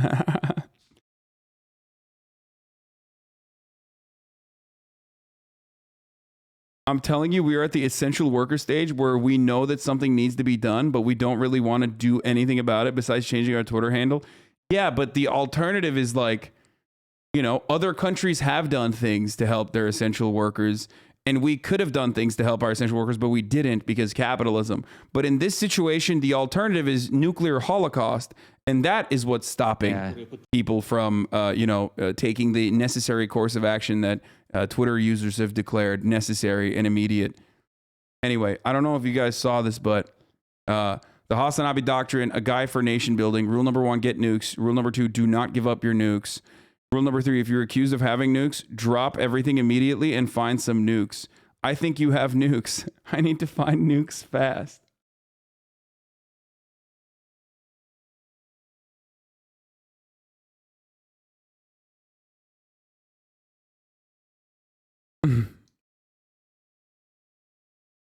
I'm glad that someone turned this into a easily consumable format because it's something that people need to know about, okay? It's something that people need to hear. It's something that people need to know. Let's finish this video, though, because I keep fucking, could not protect one country from a single lunatic who keeps telling everybody that I'm going to invade France, I'm going to invade Finland.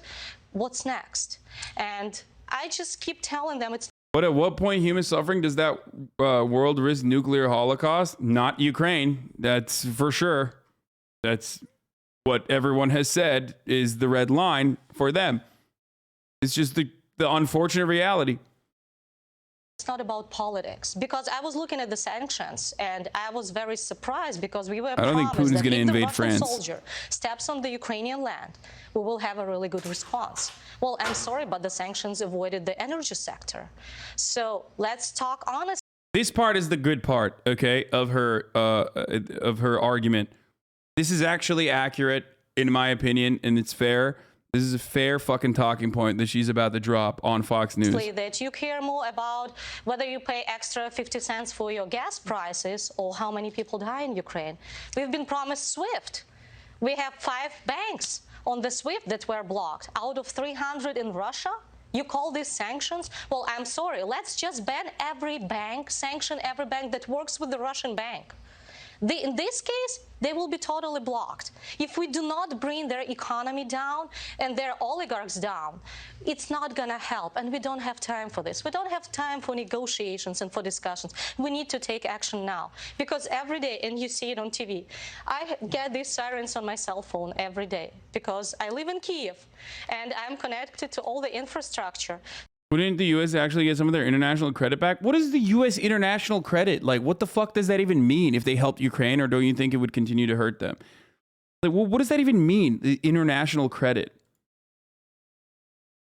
The alternative of this, like, you know, crazy metric that you've created, the international credit, I don't know what that even means.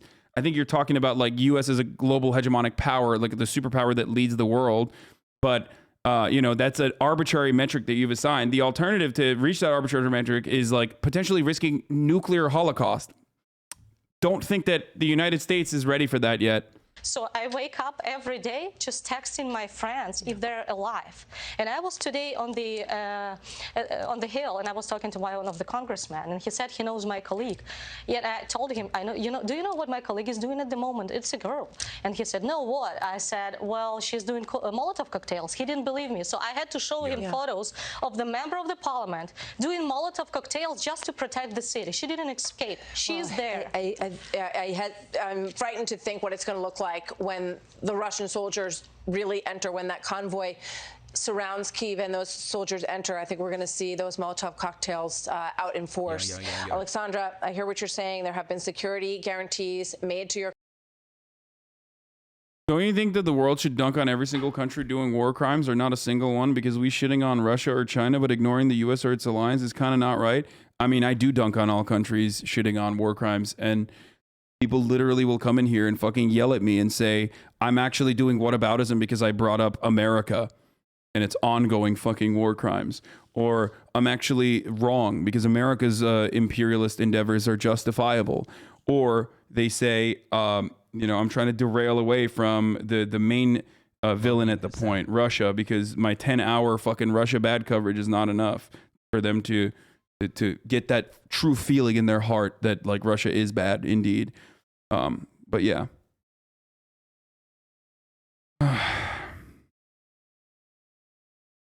Interesting. Stanovaya says her source claims. What the fuck is this, dude? Dude. What the fuck is this? Like, please stop. Like, we've moved beyond fucking trusting the American intelligence and moved into like random fucking NGO people. You know what I mean?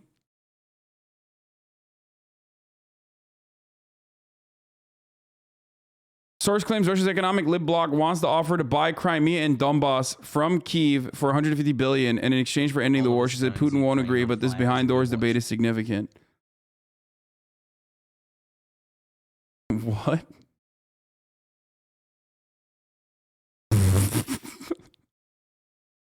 What the fuck? First of all, it's not significant. Do you want to know why it's not significant? Because guess who's not going to let that happen, okay?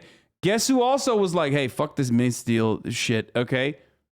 You know who doesn't want that to happen? You know who wants a crime? Do you know who wants Ukraine and Ukrainians to continue fucking fighting against Russia, their foreign adversary, far away from home? America, okay? I'm sorry, it's just the truth. Anyway, let's continue. They're still keeping Let's them hear what the fuck this guy has to say now. As hostages, effectively. Neo-Nazis started shooting at the Chinese students who wanted to leave Kharkiv, and 2 of them got injuries. So hundreds of foreign citizens are trying to leave the shelling area, and they're effectively kept as hostages, and they're being offered to go to Lviv and then immigrate to Poland that way. I mean, he's just like making shit up. This is so ineffective as propaganda goes, like as far as propaganda goes, because like literally Russia Today and all other like Russian state propaganda is effectively shut off in the Western world. So like if you were to hear this more frequently, if you were like actually able to get this kind of information as routinely as you hear like pro-Western stuff or things that the Ukrainian media is putting out as far as their PR efforts, maybe it'd be a bit more believable, but no brain rot yet. Impossible at this point. Our military have provided corridors in all areas of contact without exceptions so that civilians, including foreign citizens, could leave the areas. I would like to emphasize again, nationalists are not allowing them to do this. Moreover, they are saying to... For the record, the racism at the border is not a lie. Everyone, including the fucking Western world and including the Ukrainian side, of course, is going to take shreds of truth and turn it into a completely separate talking point, okay? Like, people were talking about how Putin was personally bombing the Holocaust memorial, like, deliberately. Like, no, of course he didn't bomb the Holocaust memorial deliberately. Like, what are you, fucking crazy? No. That's what happens, which is unacceptable, which is the reason why it's unacceptable that you're invading a country to begin with. But that's what happens when you invade a country. That's why we say no to invading, okay? And ultimately, it turns out it didn't even get damaged, but it doesn't matter because the PR made the rounds.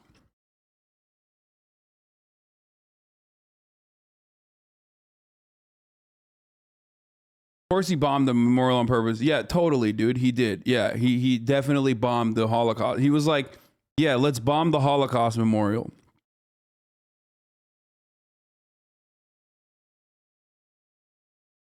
Do you have the Russian battle plans? Do you know what they planned on attacking?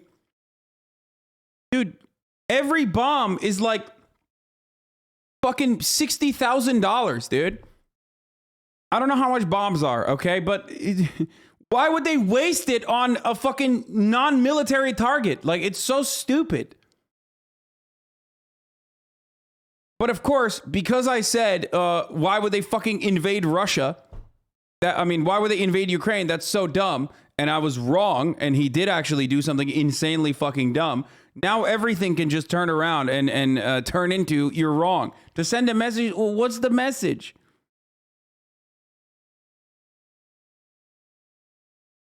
Let's use limited resources to bomb a Holocaust memorial to look even more evil. Yeah, that's what his goal was. He was like, ooh, yeah.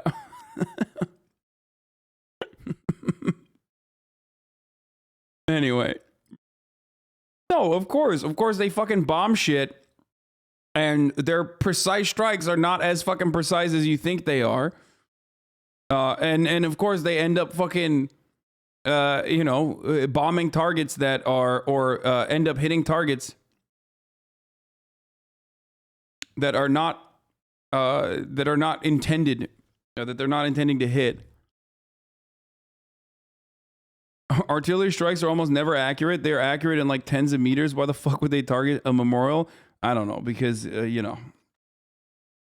that's why. Anyway, let's continue. To foreign citizens to go to their authorities who need to address foreign ministry of Ukraine. Worse still, neo-Nazis are treating their own population as human shields. Our military are also... Tanjiro! Please, your takes are one-sided, Hasan. You talk about the neo-Nazis in the ranks of the Ukrainians, but at the same time, there are more neo-Nazis on the other side. This is just stupid propaganda from the Russian side. Yeah, totally, dude.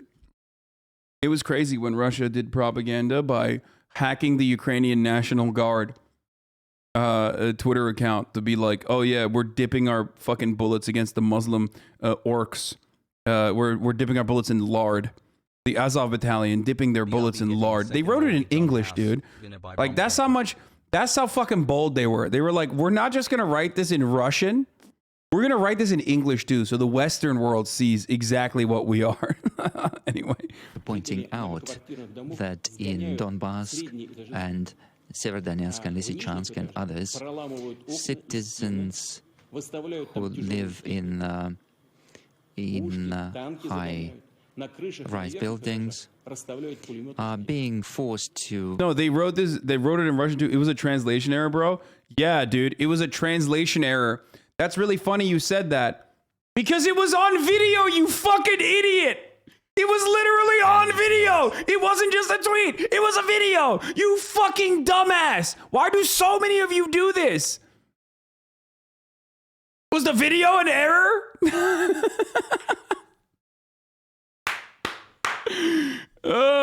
It's so funny. It's like dipping the bullets in lard doesn't even do anything. It's just to be like, yeah, we're gonna, kill these Muslims. Like, that's it. We're gonna fucking make sure these Muslims go to hell. Oh man, it's just funny.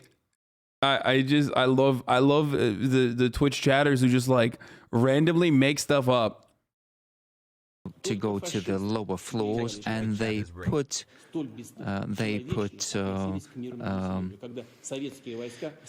cannons on the upper floors and other equipment, and they put snipers on top.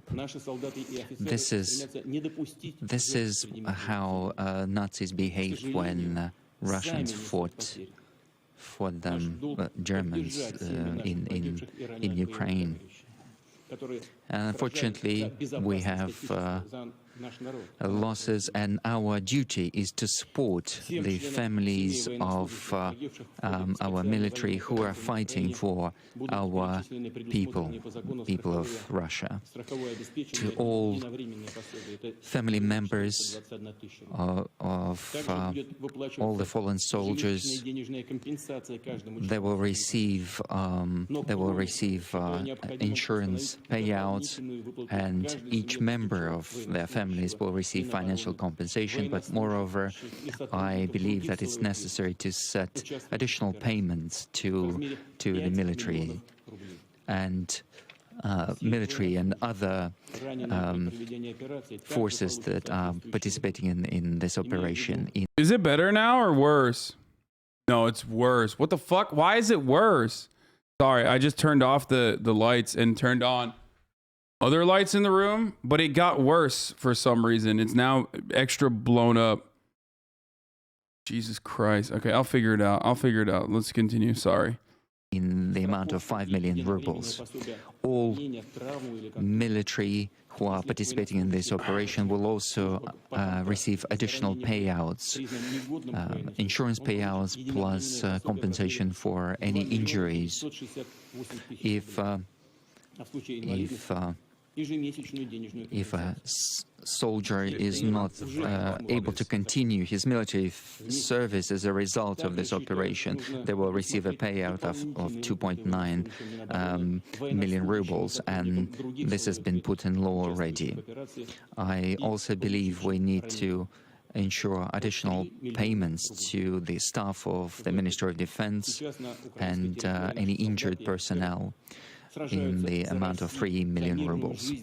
I would like to emphasize again that our officers and soldiers are fighting for Russia, for the peaceful life of citizens of Donbass, to demilitarize and denazify Ukraine, so that we do not have anybody who is threatening us at our borders, including threatening us with nuclear weapons. And we are proud with our military. We will remember our fallen comrades. We will do everything to support their family, their children, to support their education. And I ask you to honor them with a minute of silence.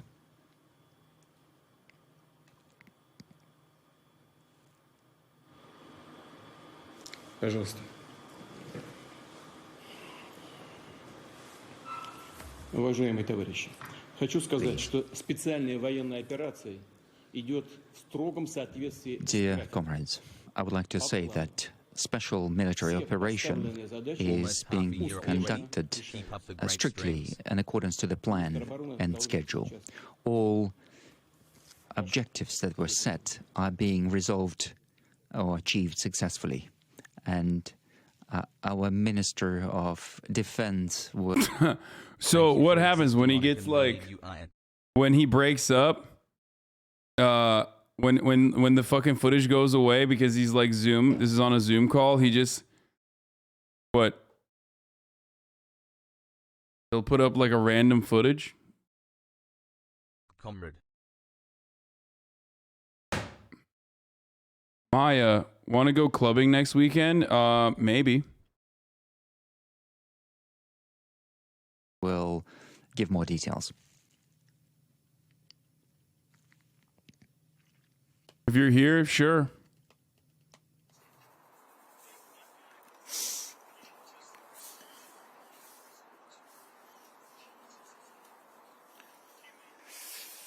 Dude, look at. We've been listening to Vladimir. Look at what the fuck has happened, by the way. This shit sucks, dude. This is so fucking...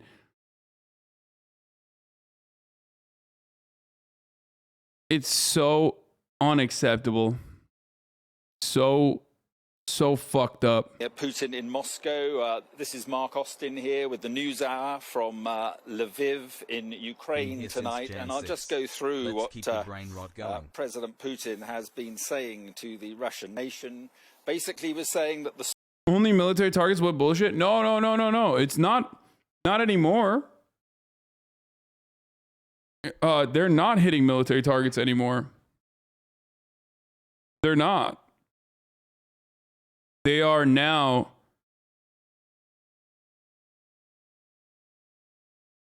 absolutely fucking targeting everything. They're hitting a lot. They're turning it into fucking... They've absolutely increased the intensity and no longer are doing limited strikes. They've kicked it up into another degree, another level that isn't still quite shock and awe, but pretty close to it at this point. Special military operation, as he called it, was on schedule and going to plan. He then talked about a posthumous award for a senior Russian general who was killed in Ukraine. He was a hero, he said, a national hero. And in fact, he's still speaking. Let's just have a listen. Standing their duty, even after injuries, soldiers and officers. Oh, no, it was okay. Thank you for the 10 gift subs. They sacrifice their lives in order to save their... A building that is used for anti-tank ambush is treated as an enemy bunker? Yeah. I mean, but it's not. But yes, that's the whole point of fucking... that's what I've been saying, is that if you put fucking civilians, if you give guns to civilians, and then they start shooting at these convoys are going to blast back and blow up fucking residential buildings. They're going to get air support. They're going to get the same thing that America does everywhere else. Such is the reality of urban warfare. Holy shit, Terrell J. Starr did in fact admit that civilian militia in plainclothes drew weapons on an EMT vehicle, killed the occupants, and then he immediately spun the story to cover up a war crime that had just taken place. This is not objective journalism. I'm at a checkpoint outside of the city where a civilian group is checking all vehicles, including military, for saboteurs. There are reports of them shooting at checkpoints. Keep these civilian military groups on edge. Some of the professions of the men holding government-issued weapons at this checkpoint: shoemaker, museum director, language teacher. Air raid sirens are going off. This is usually the time civilians are taking cover, not these volunteer military units. They are staying put at this checkpoint at the pitch dark at the ready, protecting Ukraine. Today closed with the unit I'm embedded in, eliminating 2 suspected Russian saboteurs in an EMT vehicle. Saw the whole thing go down. Car refused to stop after several warnings. Volunteer opened fire. It's almost 1 a.m. on Monday. The volunteers are up protecting this highway into Kyiv. I mean, I don't know if that is actually like they were saboteurs or not. But ultimately, this is what's going to happen when you have a fucking, when you have a civilian militia. This is also much worse shit is probably already happening and will continue to happen once you also get to a point where, wait, hold on. Once you also get to a point where like everybody has fucking guns. Coffee Dave, thank you for the 10 gifted subs. Arno is okay. Thank you for the 10 gifted subs. Everyone has fucking guns. What do you think is going to happen when everyone has guns, guys? What do you think is going to happen?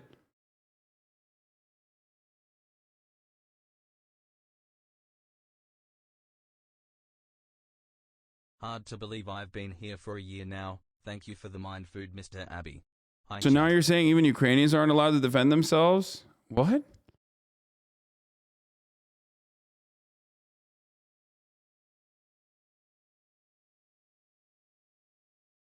Would it be fair to say that Ukraine has surrendered its monopoly on violence to the people? That's usually not good, right? Dude, it's chaos, okay? It's fucking chaos. When you got civilians, when you got a fuckload of guns in an area, and you have normal, like, shoemakers and shit with automatic weapons, it's fucking chaos. It's turning, you know, it's what Texans believe Texas should be like.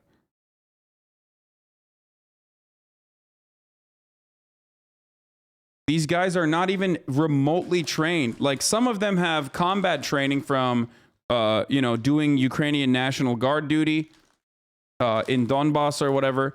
But a lot of them don't. A lot of them are just regular fucking dudes that just now have an automatic rifle, like a NATO automatic rifle. Okay? And they're just sitting there and they're like, I'm fucking terrified, scared shitless. And now I have this automatic rifle. I'm just going to start fucking shooting people. And... bro, can you explain why Russian army is all Muslim law? No, dude, it's the fucking Chechen army that is, the Kadyrov division is Chechen. They're all Muslim.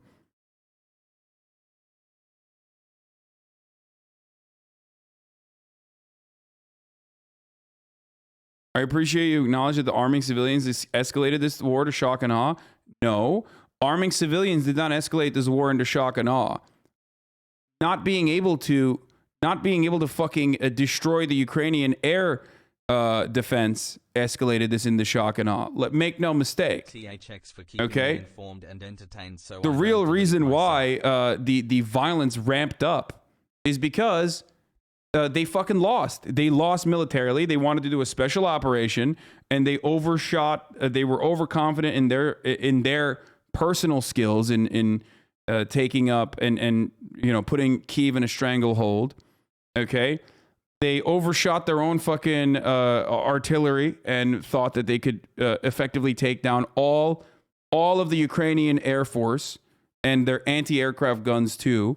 They failed on that part too. Thank you, Hasan, for all that you do. And because of that, they then turned around and increased the fucking severity.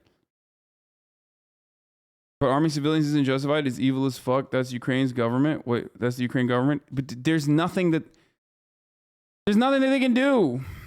Ukraine has 400K veterans who served in Donbass in the last 8 years. I know, I talked about it already, but you know.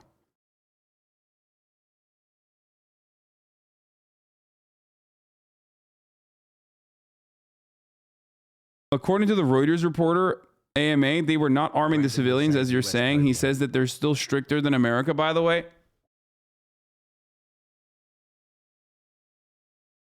What?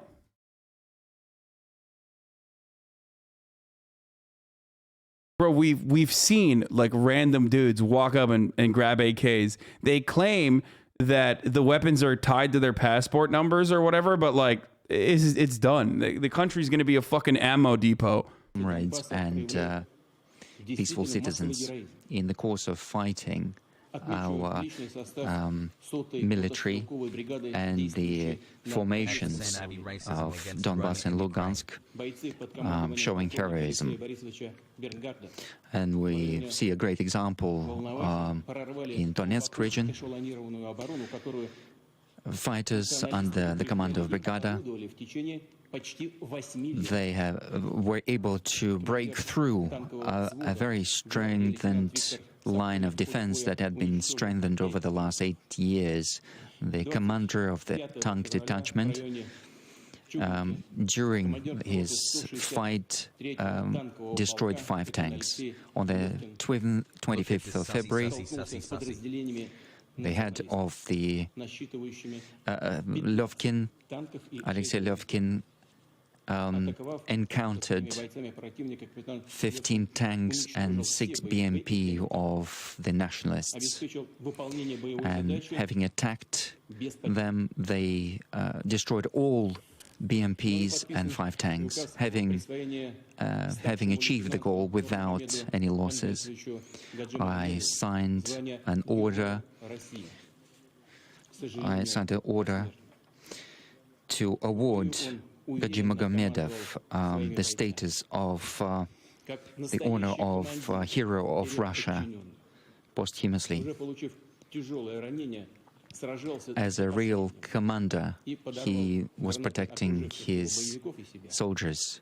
Having received a heavy wound, he continued to fight. And yeah, we're going to interrupt Vladimir Putin. He's saying what he's already been saying, in fact, to his what appears to be politicians or his Security Council. Good evening to you. We are in Ukraine this evening. Our Security and Defence Editor Deborah Haynes is with me, and I just want to tell you a little more about what he said. He said that this general who had been killed here in Ukraine was a national hero. He was giving him a posthumous award, and then he made a series of claims that are simply not based, as far as we know, on any evidence at all. He said, the fact is we're fighting neo-Nazis and foreign fighters, and they are using civilians as human shields. Hundreds of foreign citizens are trying to leave the areas where the fighting is happening, but are being stopped by the Ukrainian military, he said. We are making humanitarian corridors, but the Ukrainians are not letting people out. He said the Russian and Ukrainian people, this is telling, the Russian and Ukrainian people are one. And he said even if many Ukrainians have been brainwashed, and he then called for a minute's silence. Well, alongside me, as I say, is Deborah Haynes. And Deborah, I think it's the first time we've had such an update since this special operation, as he called it, began. Yeah, since this invasion, this war, which are 2 words that apparently Russian media aren't being allowed to use. And I thought it was interesting as well when he said, he gave this update and kind of made out that everything's going to plan, whereas actually on the ground it seems the opposite is true. This was supposed to be a lightning encirclement of Kiev, the capital, a toppling of the regime, and an installment, the regime, the government, an installment of a pro-Moscow regime. And yet where are we, 8 days in? The only city that seems to have potentially fallen to the Russians is Hasan in the south, and even there is still fighting going on, and an armed forces representative on the Ukrainian side contested the idea that the city had fallen to the Russians. So the idea that President Putin is putting across that it's all going really well doesn't match, like you said, with reality. But the really interesting thing as well to say in all of this is the information war that's going on. We're living in 2 alternate realities. There's the reality as you and I see and feel and know and hear and can talk about here in Ukraine and across much of the rest of the... Okay, first of all, you're literally Sky News. Secondly, no one is hearing the other side. Like, no one is hearing the alternative reality. You literally cut Putin off to give your take on the matter. And yes, of course they're fucking lying on the Putin side. That's what you do when you're in war. The human shield one is like, the human shield one is a hilarious one when you think about it, because, you know, we've heard it a lot. Putin just not even trying hard with that one. He's just like, yeah, human shield, also WMDs. He literally, by the way, they did do that. The funniest part about this is that Russia did actually originally say that Ukraine might be looking into getting WMDs. Which is, at that point, it's like, come on, dog. Like, are you serious? You should literally just make up your own playbook. Like, you can't just directly steal talking points from America and Israel at the same time. You can't do that. People know these are lies, brother. Anyway. But also, yeah, I mean, there is of course, fucking There's, of course, bullshit happening on both sides. Like, there's PR on both sides. It's just for morale.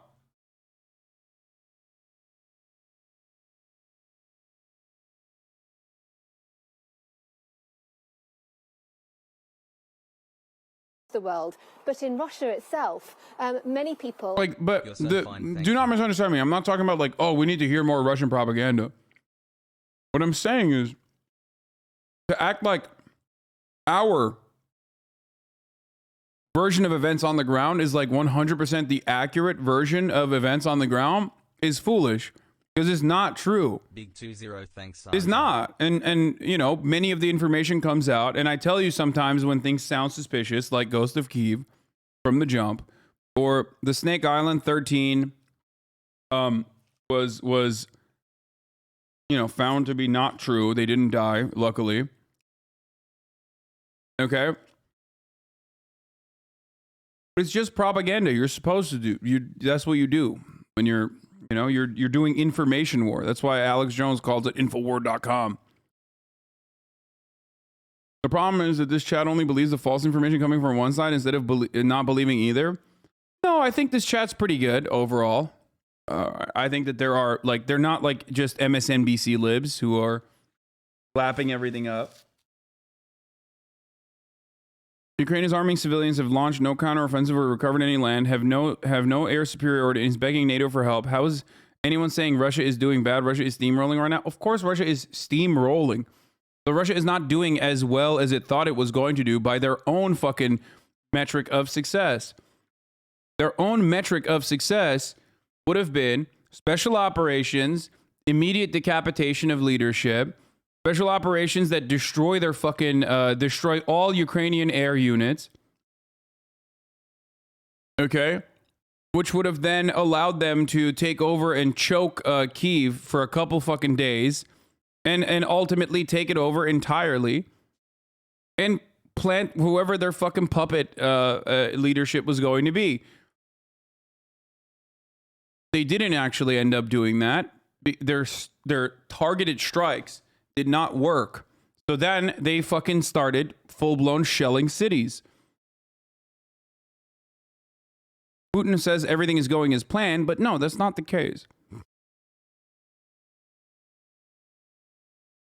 Aren't getting free access to different forms of information, so they hear what President Putin says and they don't have any other counter to that, so they presumably have to believe it.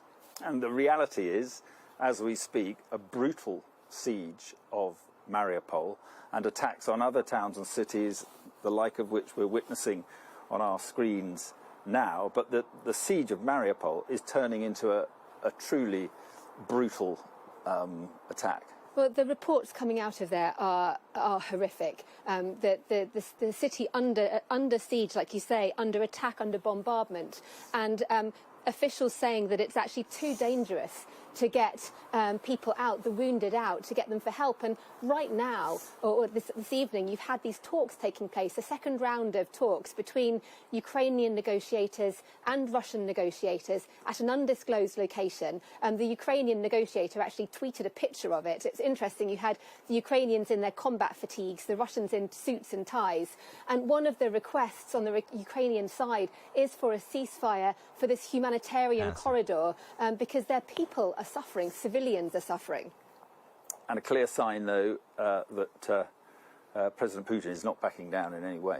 No, and we had that, didn't we, today from that phone call from the French President, Emmanuel Macron. You'll remember he's the one that seemed to have the closest rapport, relatively speaking, of Western leaders with the Russian president. He went to Moscow, didn't he, before all this happened, and sat on that long table and tried to negotiate some kind of drawdown or stop from the invasion, which failed. And the phone call today, the readout from the Elysee, was really depressing. President Putin insisting that he would continue until he achieved his aims, which, let's remember, it's not just about Ukraine, it's about the security architecture of Europe. And President Macron saying to him that his attitude, calling the government here a Nazi regime, is just delusional. All right, we want to talk about that just a little bit later. Earlier this morning, I questioned Russia's Foreign Minister Sergei Lavrov at a press roundtable that was aired live on Russian television. Some of you all the reason. Thank you, Mr. Foreign Minister. The world is seeing civilians being killed in Ukraine by Russian bombs. The world is hearing the lies Russia is telling about those attacks. The world is uniting to condemn those attacks and those lies. How can you defend them? I cannot comment conjectures, and there is a great deal of these now.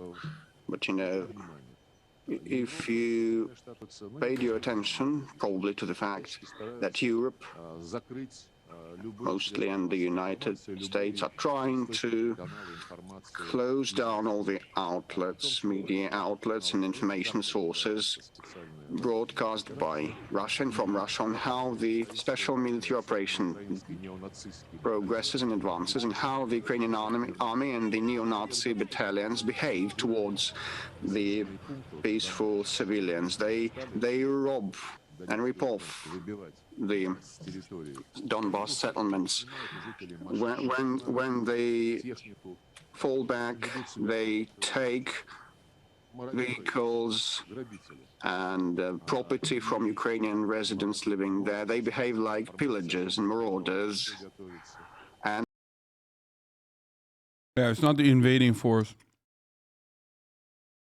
you know, there is a lot of information about the future provocations that are brewed in Mariupol and on other territories where the Ukrainians are now trying to use the civilians as a human shield. Talk to the Indians, the Arabs and the Africans that are trying to flee Ukraine now. They are not allowed. And yesterday the Indian Prime Minister spoke to the President of Russia. Okay. So, first of all, dog, they're trying to flee because you're invading the country. What a weird fucking counter argument. Like, oh, they're trying to flee. Like, why are they fucking fleeing? Have you thought about that? It's not like they were like, yo, fuck this Ukraine shit. I hate the winter. Like, I'm going back to Nigeria. Like, I'm pretty sure they were happy originally living in Ukraine and studying and shit. Okay? So that's one. And two, here's how you know this is fucking propaganda, okay? Other than what I just mentioned. Oh, one second. Sorry, I just had to check something. Here's how you know it's fucking propaganda, because on the one hand, he's saying they're using people as human shields and not letting them leave. And on the other hand, he's talking about like the African migrants that are not being allowed to leave. It's like, no, the African migrants are not being allowed to leave because they're black, and the Ukrainian guard wanted to ensure real Ukrainians escape first, okay? If they wanted to not let anybody fucking leave, then they would not let the real Ukrainians leave either. Okay? So you're defeating your own argument if you're saying that, like, they're trying to literally, they're trying to argue from both sides of the argument. Concerned over death of an Indian student in Kharkov. There are no Russian troops in Kharkov now, but we saw the footage like depicting foreigners trying to flee the Ukrainian soil via Russia, but and they're not allowed to do so. You know, I don't have enough time now to enumerate all the facts. Please visit our website, the website of our ministry, and you will be able to get a detailed description of what the Kiev neo-Nazi regime is now doing. You like the word killer? You know, real killers are siding with the Kiev regime. Do you believe that President Zelensky, the first Jewish president of Ukraine, whose families were killed in the Holocaust, is a Nazi? I think that the Nazis and neo-Nazis manipulate him. Otherwise, it is hard to account for how President Zelensky can preside in a society, over society. Zelensky's allowance for Nazis is literally the exact same as every other country. It's an unfortunate reality, but it's true. Okay? We have Nazis in our fucking country and in our administration as well. Like when we had Stephen Miller writing white nativist immigration policy. Okay? We have more Nazis than Ukraine has in higher positions of power. Okay? And also in our military as well. Literally in our military. Okay? Zelenskys' allowance or you know, him turning the other cheek to some of the fucking nationalist neo-Nazi groups in the country is real. But it's also as real as, like, you know, fucking Russia using Wagner Group, or Russia also turning a blind eye to neo-Nazi and nationalist groups within its own ranks. So it's not a... It's the unfortunate reality that you cannot fucking avoid when you cover something like this, where it's like every country, unfortunately, as of now, in this day and age, has to deal with this shit, okay?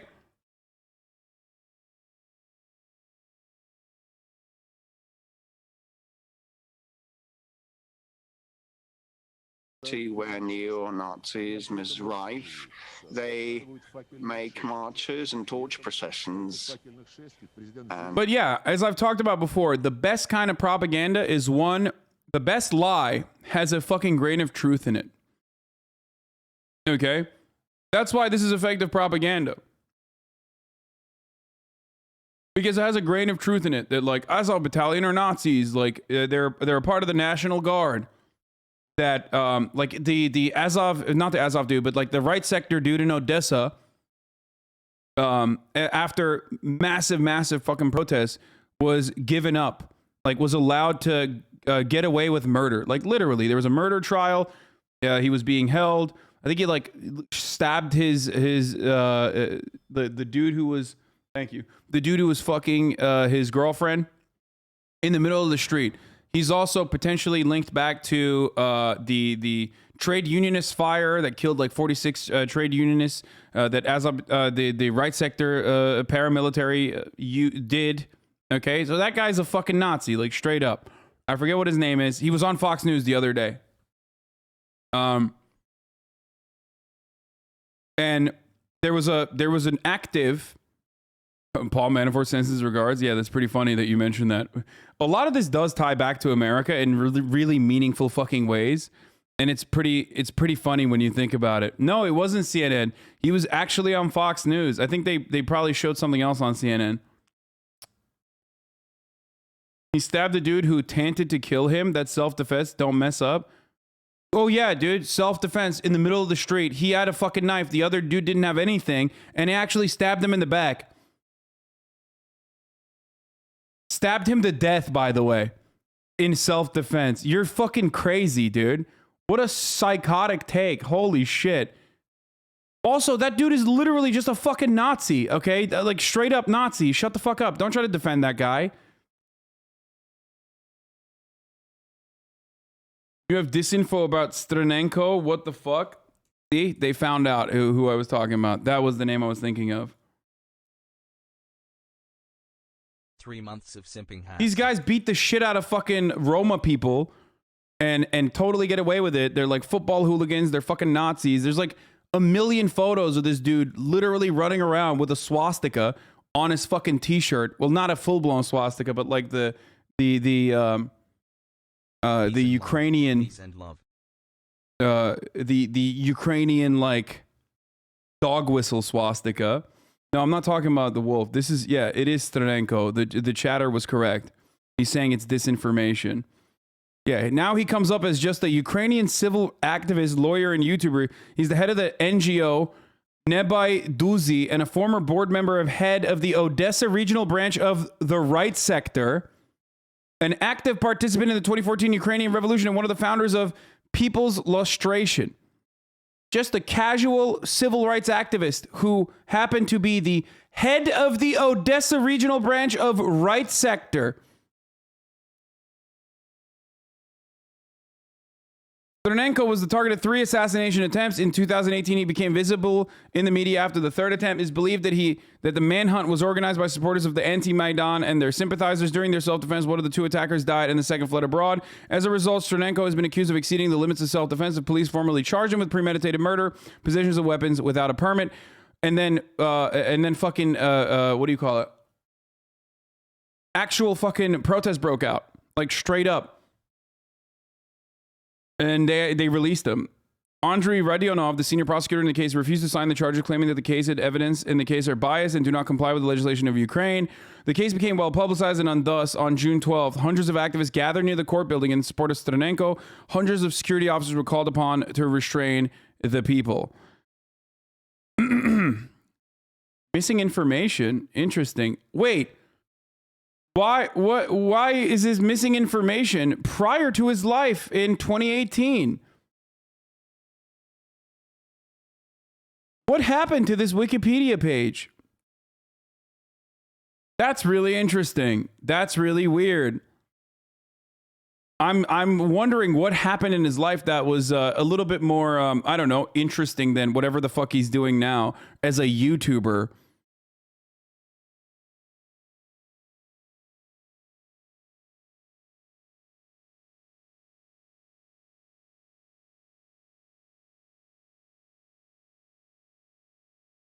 It's shown when it was modified at the bottom. I don't know how to fucking, I'm not a nerd. I don't understand how this YouTube shit works. Or not YouTube, sorry. How this Wikipedia shit works.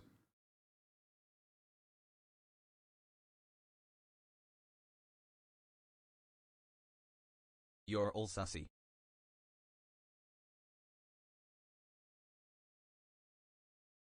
It says March 1st. This is a rough translation from Ukrainian. Oh. Very bottom, middle. Looking hella cute, Hasan.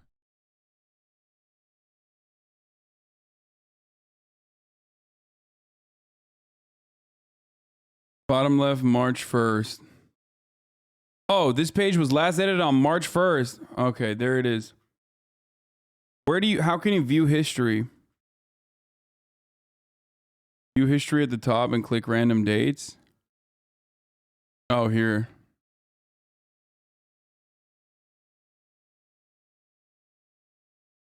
Couple is inappropriate. Spelling, a lot of the grammar has been corrected. Rescued orphaned refs. Not imprisoned.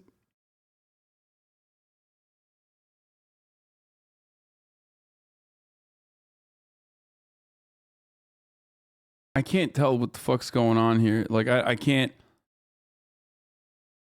Hey, control edit, you limb dick nerd. Go to the talk tab at the top to see the nerds argue. A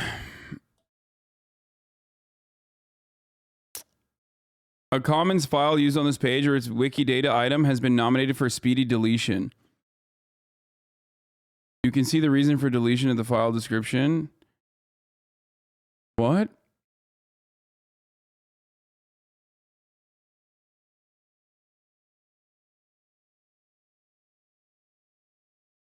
Oh, they're trying to delete the right sector. Oh, they're trying to delete him being the fucking leader of the Odessa branch of the right sector from the article. Or no, it's not. That's not true. I was wrong. No. That's wrong. That's wrong. I clicked on the wrong thing. What is this? The source is, what is it?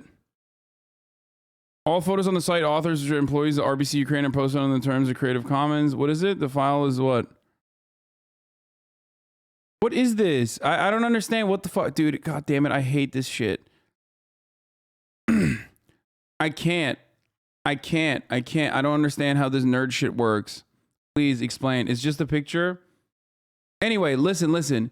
It doesn't even fucking matter. I don't know how the fuck we got here. Oh, god damn it. We got so derailed. Where the fuck was I? What was I talking about? I'm such a boomer. I hate this. Great thing you don't have to do research for your job.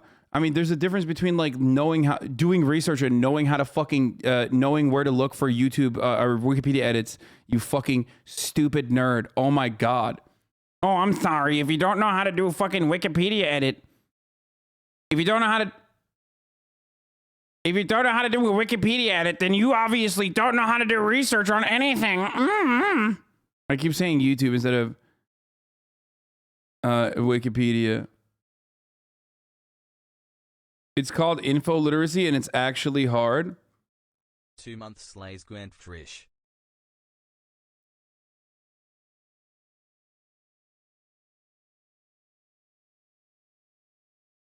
Researches when you look at Wikipedia edits. Okay, let's continue. Where the fuck were we? Okay, let's get. I want to hear what else the Russian foreign minister was saying. President Zelensky allocates his personal guards from his company, and they train constantly, studying acts of sabotage and warfare in urban areas, and that is all happening under President Zelensky. And when he keeps saying that his grandfather was at war, look at the laws that President Zelensky, which claims to be a global citizen, well, look at the laws about the indigenous nations and ethnicities of Ukraine, not mentioning the Russian nation. How can not a neo-Nazi president support laws banning the Russian language at school, which is horrible, not only in education, but in everyday life? They imposed a prohibition on just asking for drugs and medications. Oh, by the way, this was from fucking Radio Free Liberty, okay? Radio Free Europe, which is literally America's State Department outlet, okay? This is the CIA writing this. Ukrainian ex-paramilitary leader is suspected of premeditated murder, okay? This is like Russia Today, but for America, okay? They are the ones who are writing about this.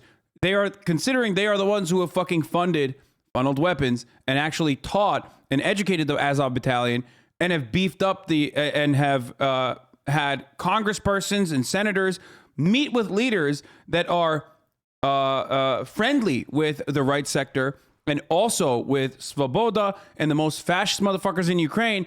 They have no reason to continue with this line of rhetoric if it wasn't 100% fucking true.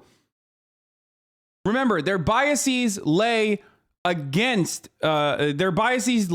the side of defending people like this. A controversial former leader of a far-right Ukrainian paramilitary group says he's officially suspected of premeditated murder and a possession of an illegal bladed weapon in the killing of a man he claims was self-defense.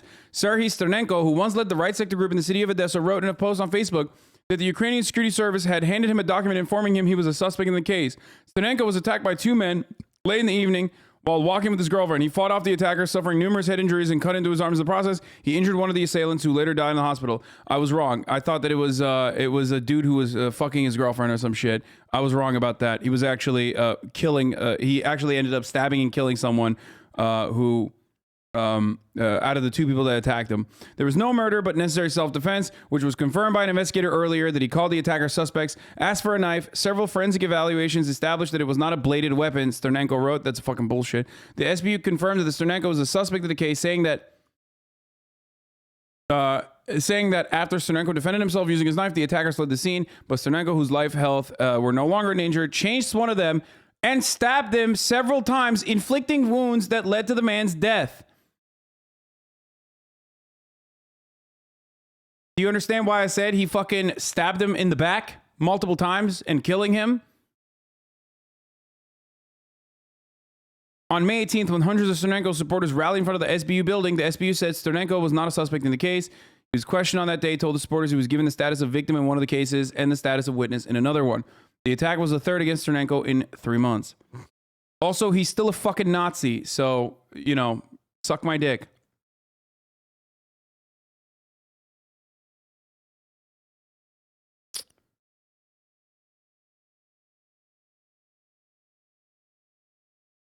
Americans in the chat be like, no, someone attacked him and then he chased that person down and fucking stabbed him to death. That's self-defense. Any proof he's a Nazi? Yes, he was the leader of the Odessa right sector. Holy fucking shit. There's photos of him literally wearing a swastika dog whistle t-shirt. God damn it, dude. He was the leader of the Odessa right sector. What the fuck? Let's go 10 months. Thank you for your service, King. He was 18 years old? Oh, shit. You're right, dude. He's... My bad.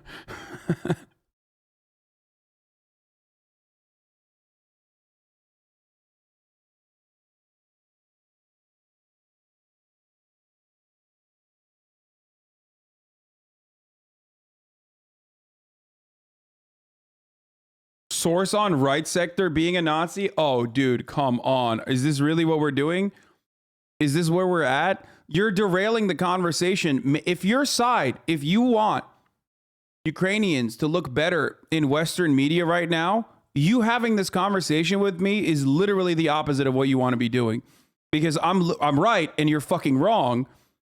And now you're just gonna, you know, this must be like fucking actual pro-Russian people coming in here to constantly be like, oh, let's defend the right sector. So he keeps talking about right sector. Because there's no fucking shot that...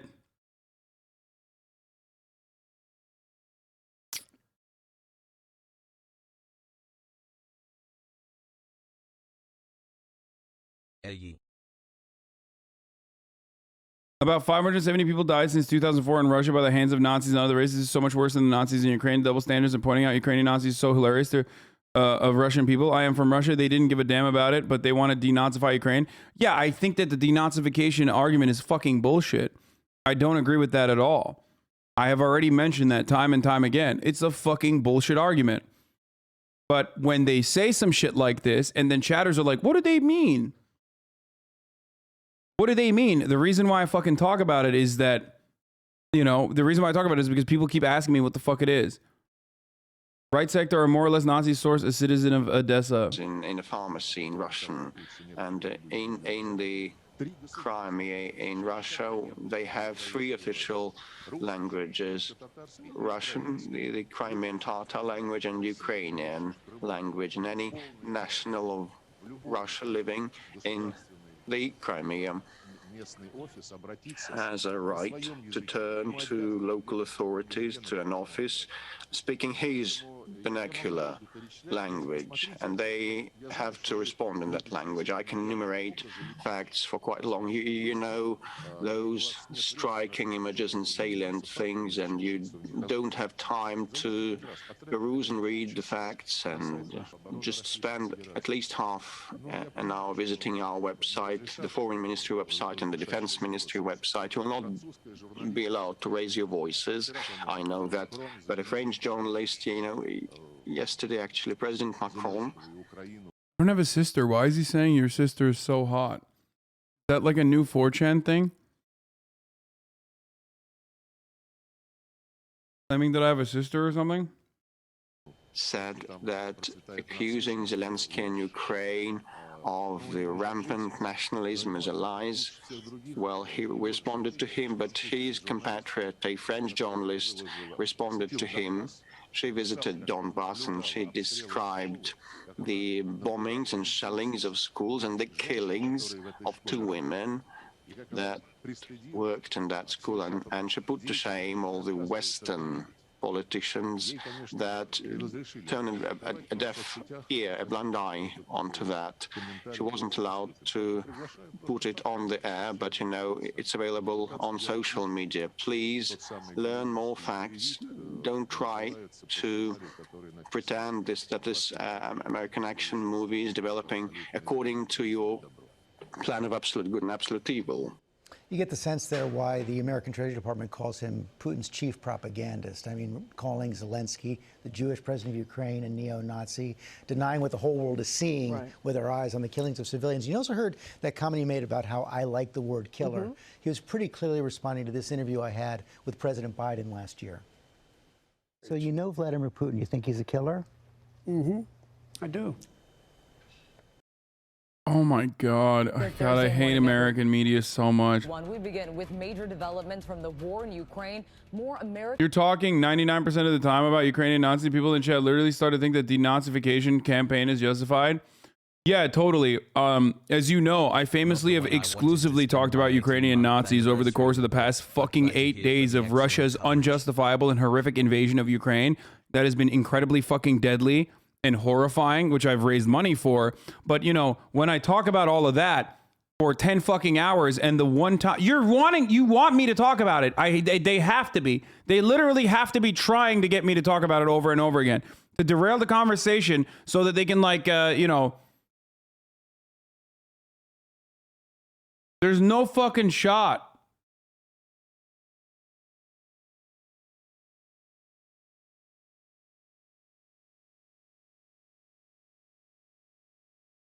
American weapons are now arriving. The Russian military appears to be stepping up its assault on several cities, taking control of a key port city while targeting more civilians.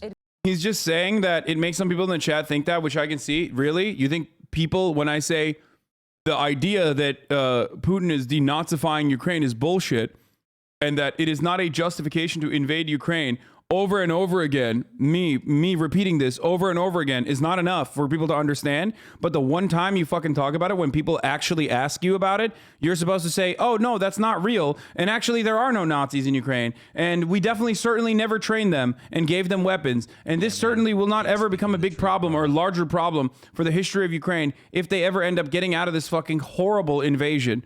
Yeah, I should just say, no, actually the guy, the people that I am, like, diametrically opposed to in their fucking worldview is unironically good, actually, because I need to do that for the effort that we are doing here. You know, that's my war effort. It comes amid disturbing reports from Moscow that even young children protesting the war are now being arrested, held behind bars as the Kremlin cracks down on dissent. I mean, here, there's, like, by the way, don't take my fucking word for it.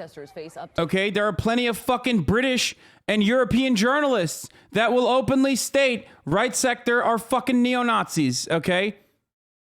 The very same outlets that are writing, like the Atlantic Council calls them fucking neo-Nazis. So shut the fuck up.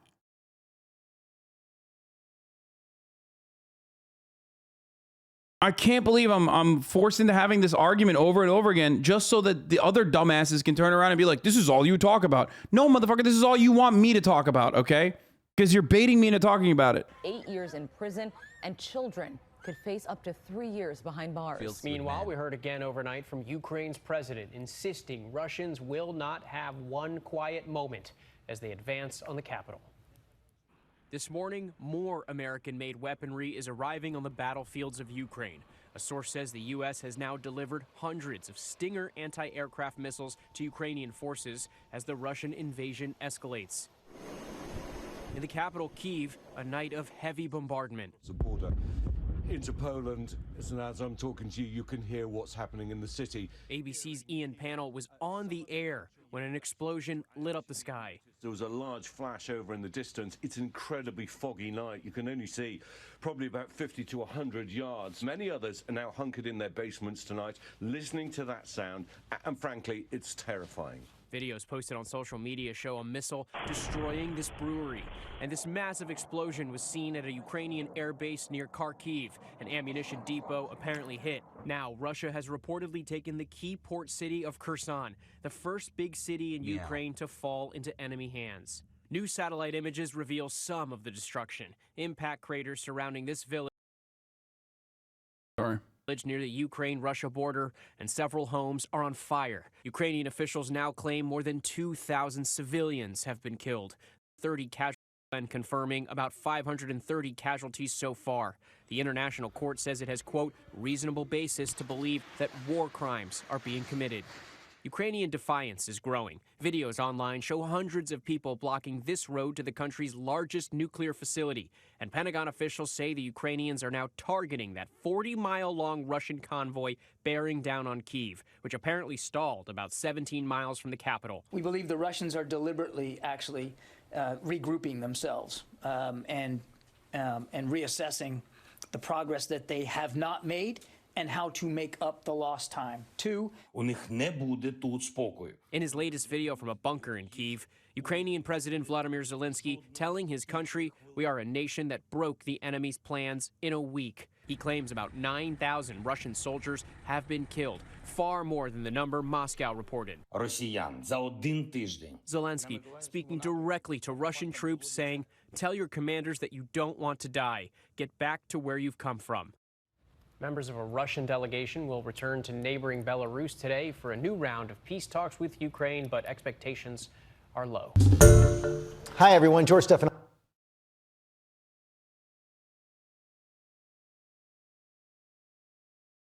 At HasanAbi, the West and USISNT going all out on sanctions because it's not in their self-interests. Sanctions will lead to alignment of China, Russia and India. India, China are setting up trade accounts in local currency instead of dollars. Dude. This reality sort of bites. I fucking I fear that, because I mean you see a lot of the misinformation that's popping off right now when what Russia is doing is completely unjustifiable, completely awful, obviously, right? But it's clear to me that no matter what the fuck happens, okay, no matter what the fuck happens, it's clear to me that they can get away with pretty much anything by like stating pretty much whatever the fuck they want to, like in mainstream media.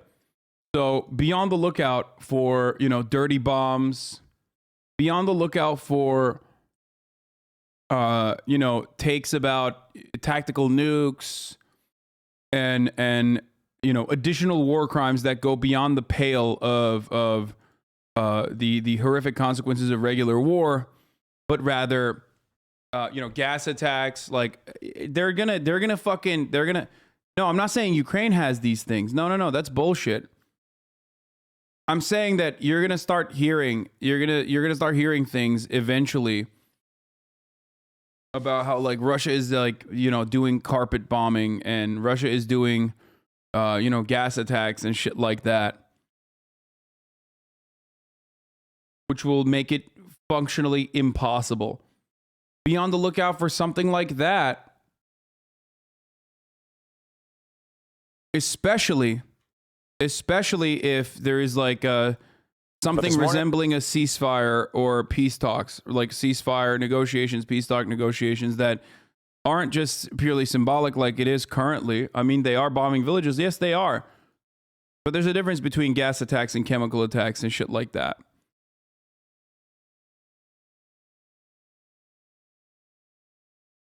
And you're saying it's propaganda, or they will actually be doing that? I don't know. They might.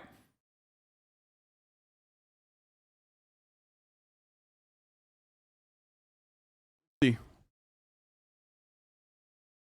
Be on the lookout for a top of the hour ad break. And the way to avoid that top of the hour ad break is by subscribing for $5 or for free.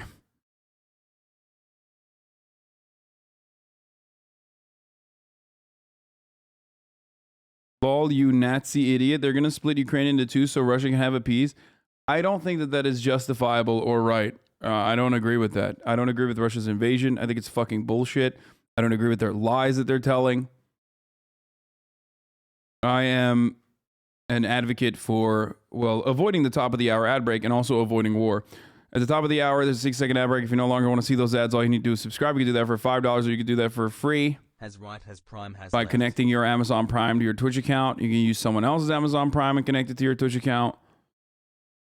Here's the 1-minute ad break now.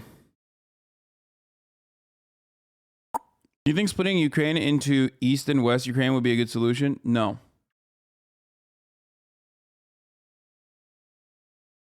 It wouldn't even be a good solution for Ukraine. First time I see someone call Hasan a Nazi, yeah, that's wild. No, it's not a good solution for Ukraine. You're an American talking about Russia committing war crimes? Are you fucking stupid? Do you fail to comprehend that I regularly talk about America committing war crimes? What the fuck? Why are you saying that this is to be expected as if Russia is prone to human rights abuses coming from an American? Simply stating that even if Russia doesn't actually commit a serious fucking war crime in the form of like chemical weapons or whatever, America, given its fucking stranglehold on the propaganda, is going to say that it happened. Be on the lookout for it coming across. If that actually does happen, be on the lookout for it happening immediately at the precipice of like a ceasefire negotiation that could actually be a fruitful one. Not a symbolic one like the ceasefire negotiations that we're watching unfold currently, but like a legitimate one, maybe in a week or so. I'm also not saying that it's completely beyond the pale or outside of the realm of possibility that Russia could be doing some fucking war crimes. Because, let's be real, Vladimir Putin absolutely does engage in actions that normally you would consider to be unacceptable and unjustifiable, like invading Ukraine. I don't know if you know this, people, but he's currently invading Ukraine right now. That's a wishy-washy hot take, so you can't be wrong. Nice. Here's a non-wishy-washy hot take. I fucked your mom last night and the night before that. And the night before that, she keeps coming back because she loves it. I am your dad now. You are fucking grounded, okay? Imagine saying that I'm giving a nuanced opinion, and that is a problem for you. That I am telling you, okay, the likelihood of a certain thing happening in a situation that is unfolding, and I'm giving you caveats, and I'm also showing you why the alternative could be true as well. And you turn around and you say, wow, that's fucked up, dude. I can't believe you're having a nuanced discussion about what might happen in the future. Why can't you just fully subscribe to a thing so I can clip this and then fucking yell about it next week when it doesn't happen? Even though the things that I believe are going to happen next week are not happening either, but it doesn't matter because I can, you know, still act like I'm totally on the right side.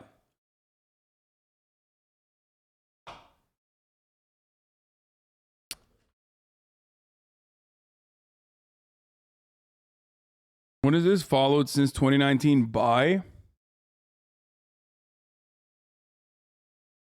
Oh.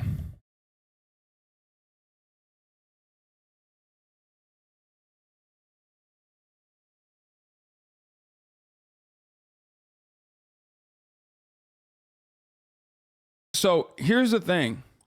Porgies love you, chat. Here's the thing. The reason why I believe that an independent, like a full-blown independent, like Eastern Ukraine is not good for Russia is because now Western Ukraine can join NATO.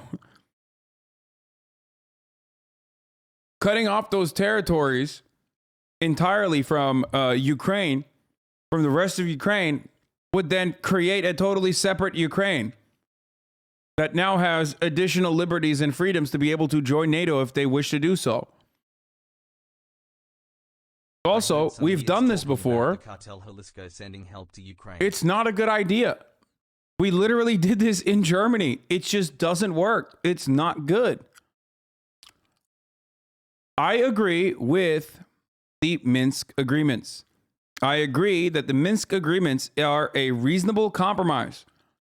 The recognition of the sovereignty, while still they are inside of Ukrainian borders, the recognition of the sovereignty of the LPR and DPR regions is 1000% a much more reasonable situation than whatever the fuck is going on currently. And it's not just my take. That was the take of Macron, and that was the take of Western leadership as well.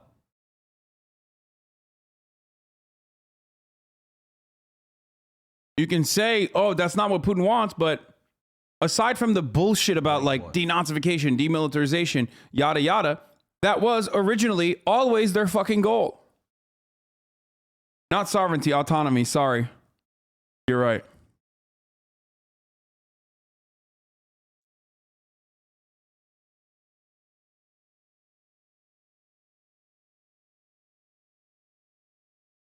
Marks the 1 week since Russia's invasion of Ukraine began in Kyiv.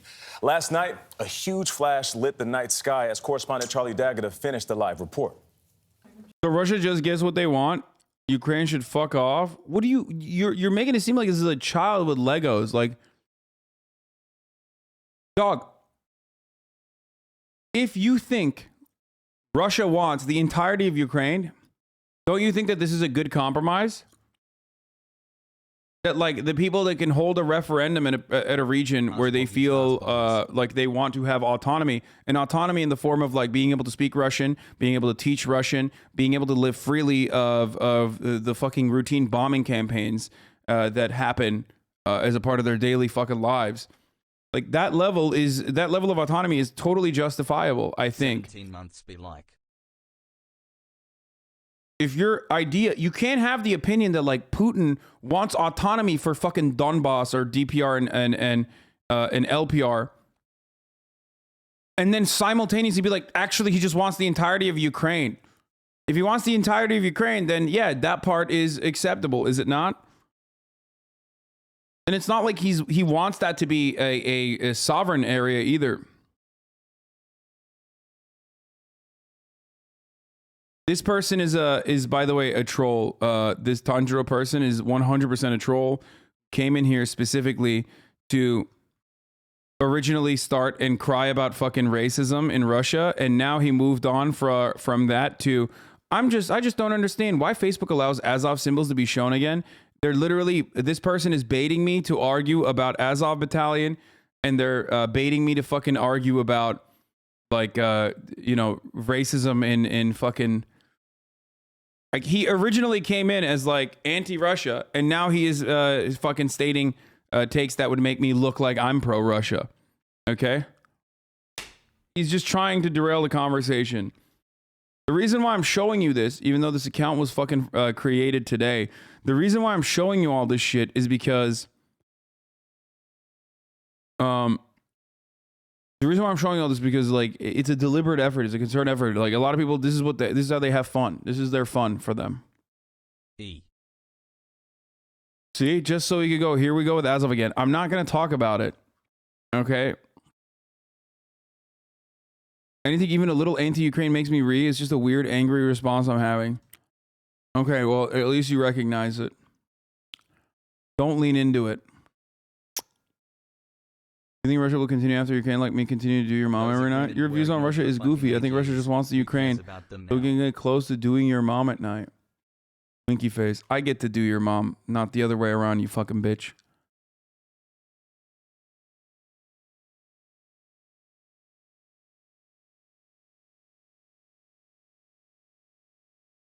Can you go offline, please? Thanks. I mean, that's the goal ultimately for a lot of these people. Anyway, what did we ban him? No, we didn't hear it. He's gonna come back in another fucking sock account, so it doesn't matter, but. Have you seen Kasparov's tweets at HasanAbi? I have. Charlie and his crew are okay. Russian forces are continuing their offensive on the ground, moving closer to major cities from the north, east, and south. One Ukrainian official says a major port city on the Black Sea is surrounded. Another says Russia has captured the nearby city of Kherson, where new video shows Russian troops and vehicles on the streets. The UN says more than 1 million people have now fled the fighting. Oh shit, I gotta show you something, by the way. Hold on. I mean, look at this. Look at the situation that they have to fucking endure, dude. It's so devastating. Here's another thing I was gonna show, by the way. Here, remember, you know, Ukraine and Russia are one people, right? Ukraine and Russia are one people, right? Yeah, look at these look at these Russians being celebrated, dude. I mean, this is why I always say this is different than Crimea. Look how well they're being celebrated as heroes.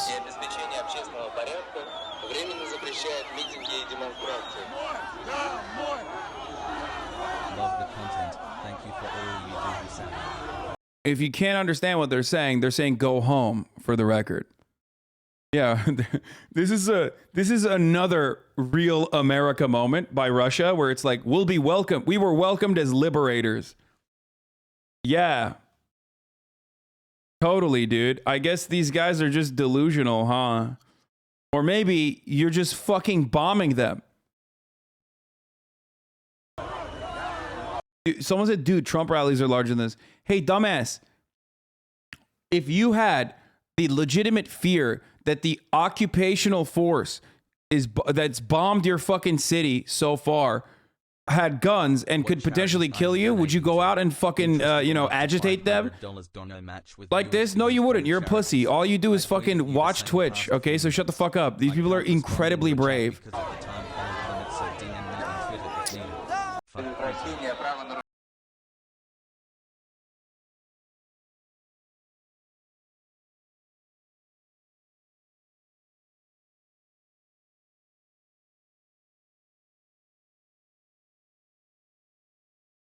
This is why the trade you're proposing is so unreasonable. People who speak Russian can very well want to live in Ukraine. Maybe they live in Ukraine because they prefer Ukraine to Russia.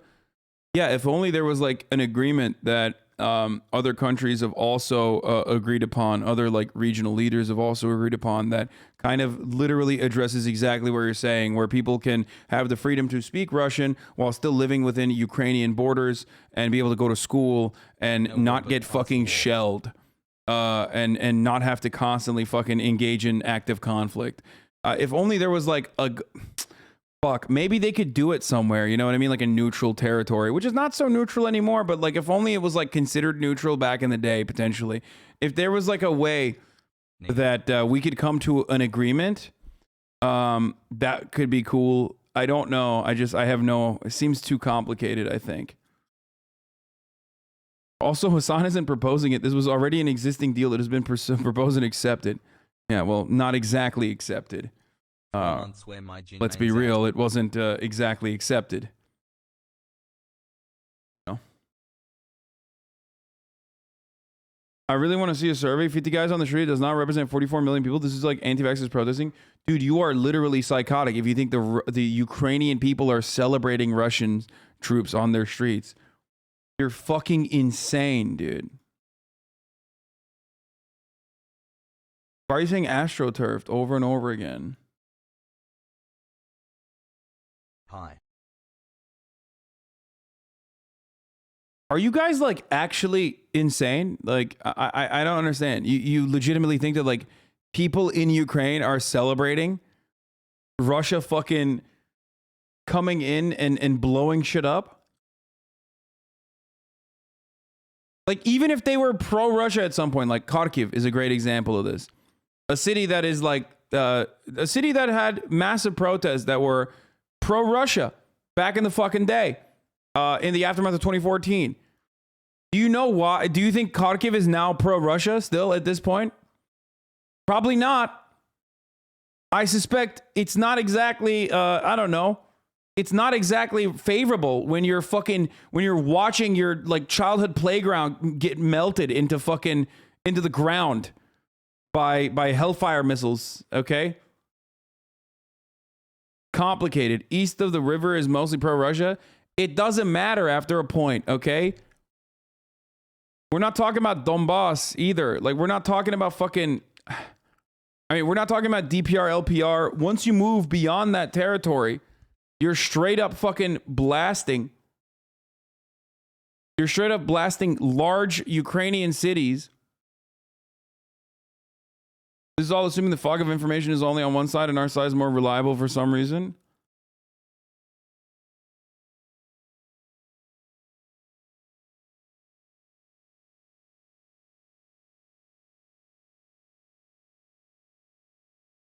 Bro, it's fucking insane that people have this kind of attitude where they think that this is like legit. Okay. This is Melitopol, by the way. And now they're sending in humanitarian aid. Of course. Doesn't change the reality that people still don't want to be fucking shelled, attacked, occupied. Like, you're making it seem like, oh, they're sending humanitarian aid. Dude, you literally sound like Americans, dude. Why go to Russia today when I got fucking chatters in here being like, wow, they're also receiving humanitarian aid. Okay, dude. Oh, sick then. Fuck it then. It's totally fine then. My bad.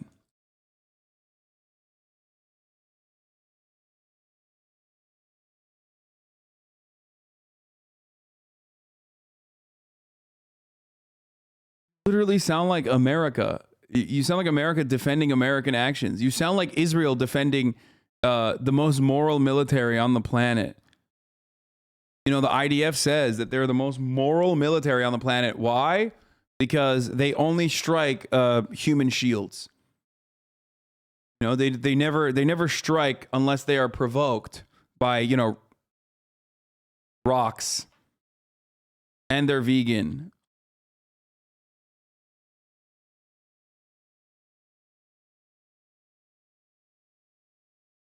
Imagine thinking that thousands of Russian troops have been killed because Ukrainians are celebrating their liberation too hard. No, the other part of this is like, obviously, I don't believe the Ukrainian numbers of how many Russian troops have been killed.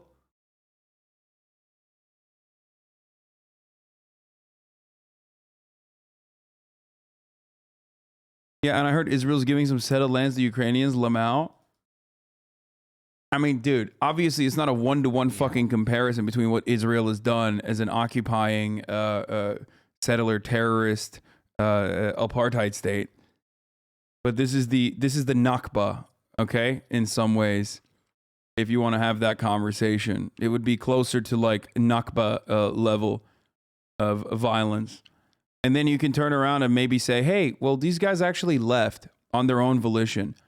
If you want to defend Russia, they just left on their own volition. They didn't leave their homes. They didn't actually, you know, get forcibly removed from their homes. They just left. Like,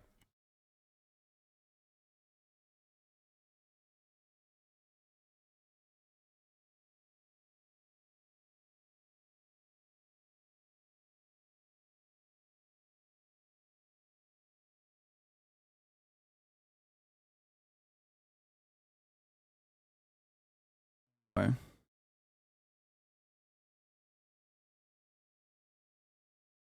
People in the chat just want to be contrarian against literally anything you say just for the sake of it to get you to reply to them. Just listening to it is draining to the point I've had to take a break from the stream. I can't imagine how HasanAbi puts up with so many shitty chatters. Yeah, no, I put up with it because I'm fucking insane. But here, this is the literal fucking what is this? There's like an active war going on that you can watch on camera. Apparently, I don't know what the fuck is happening here.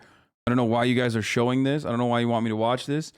The Zaporizhzhia nuclear power plant in Ukraine is on fire.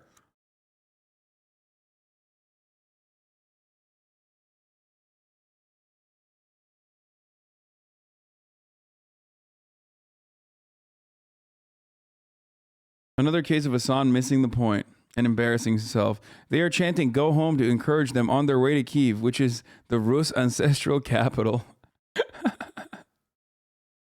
Yeah, exactly. That's what they were doing. I wonder why all the UK flag protests for the same square seem to have disappeared. Ваше мнение? Мое мнение такое, что бы то ни было. Come on, bro. Come on. Okay, dude. Come on.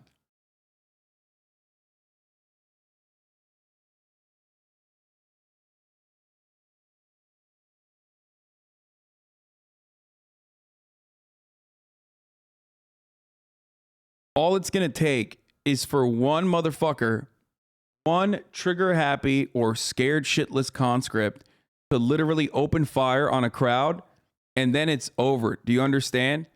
It's not fucking shelling. It's not collateral damage as a consequence of aerial assaults on, failed military strikes or anything like that. When you have what happened many times over with like American invasions that, of course, are basically a part of the modus operandi at this point of what America does when they fucking liberate countries or democratize them. And you have a 20-year insurgency in your fucking hands, okay? That's all that's going to happen. And you want to know how do you want to know how you avoid that?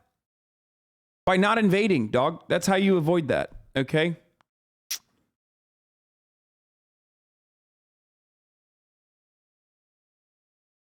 Ooh, Bald said this. Seen some shop signs in Prague saying Russians not welcome to enter. That's mental.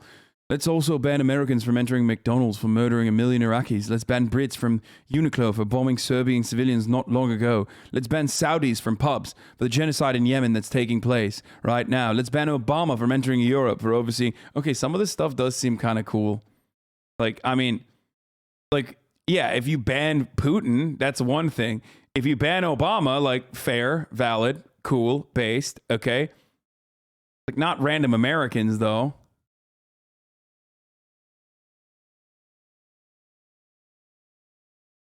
Also, homie said, let's ban Saudis from pubs. Dog, if the Saudis are going to pubs, I'm pretty sure they don't know or give a fuck about what's going on in Yemen, okay? The Saudis that are justifying the genocide in Yemen are probably not going to fucking pubs.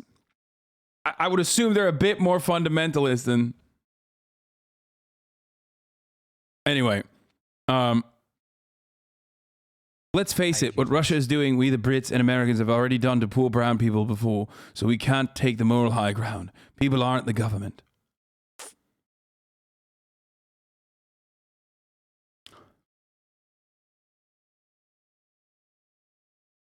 I do not understand what the road to resolution is. It seems like Pandora's box has already been opened. There's no way ending this war anytime soon. What's going on in Australia? What? I did not buy Hitler's car. It's more fake news. What? Clive Palmer bought Hitler's car?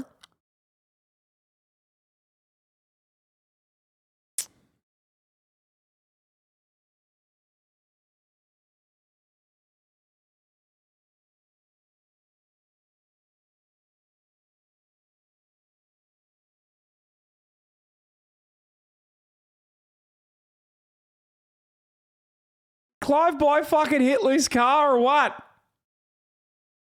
Did this guy buy Hitler's car or what, mate?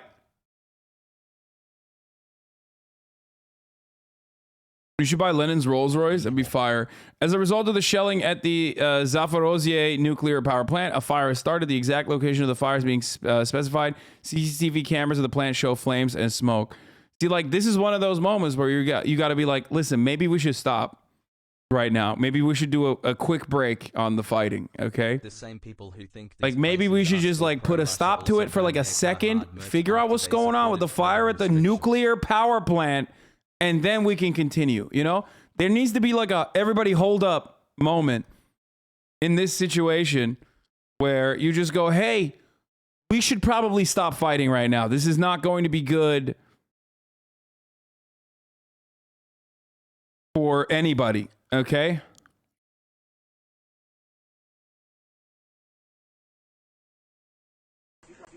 Ukrainian government says the country has turned to total resistance with civilians battling Russian invading forces alongside separately armed forces. Dude, that is fucking terrifying. Okay. That's not good. Don't throw up hearts for this. This is going to be used as reason as to why fucking hella civilians die. God damn it, dude. I fucking anytime the Ukrainian government says shit like this, I lose my mind, okay? Why don't people understand that this means, like, it's a wrap, you know? Every civilian it will be treated as an armed combatant.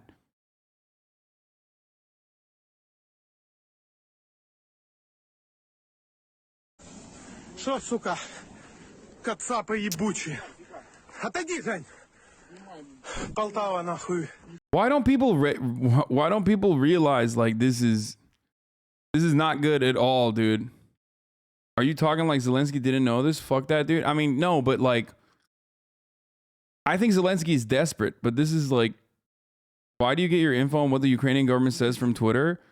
Well, I mean, I get my information from Wall Street Journal journalists on Twitter. It's not like I'm looking at a fucking random dude. Everyone is having a wonderful day. And also Zelensky has said things like that already. So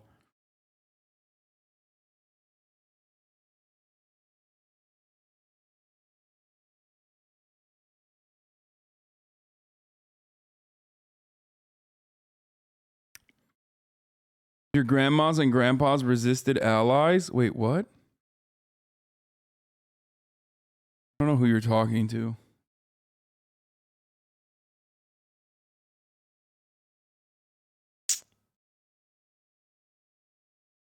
Instagram is warning Bald that he may lose access to his account now. Basically, same thing they did / trying to do to you. Wait, really? My Instagram is poof. I mean, you can't. You literally need to type in my fucking full-blown. You need to type in my username completely to find me. I got the sex worker treatment on Instagram a while ago for making a comparison to. I want to understand what's going on in Ukraine until you watch the Yassify TikTok. Ukraine can't establish sovereignty. Is that guy calling you an Arab since some Arabs sided with Axis during World War II? That's some deep ignorance. Yeah, I'm Turkish. Like, Turkey was like, yeah, no, we're good, fam. We're not touching this shit.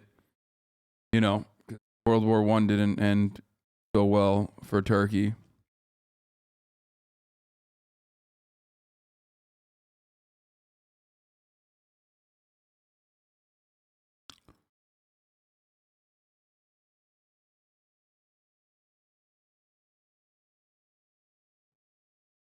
FDGDF.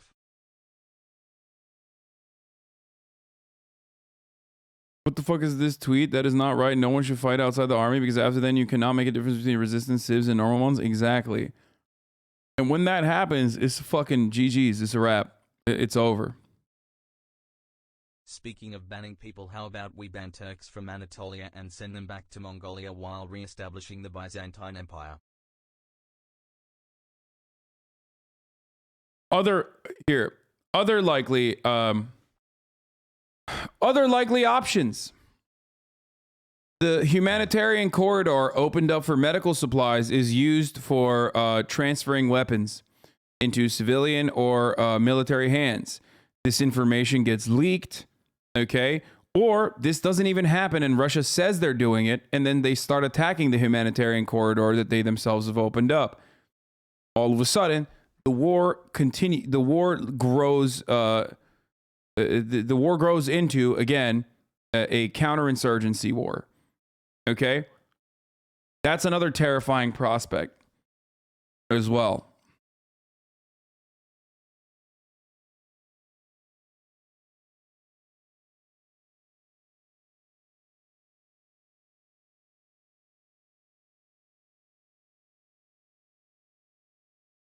Anyway, what does a wrap mean? Like, that's a wrap, as in it just, you know, is GG's, good game.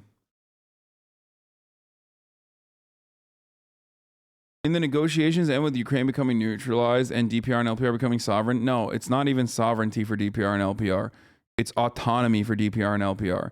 Sovereignty would mean that it's an independent nation state, okay? Autonomy, on the other hand, is territory that is allowed to have its own regional, like, it's basically what is going on currently with no war.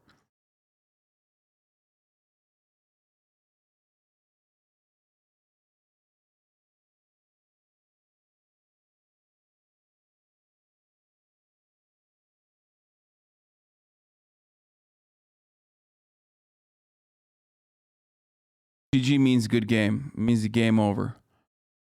Okay, Zelensky to Putin. He says, good Lord, what do you want? Leave our land. If you don't want to leave now, sit down with me at the negotiating table. But not from 30 meters away, like with Macron and Schultz. Sit down with me and talk. What are you afraid of? We're no threat to anyone.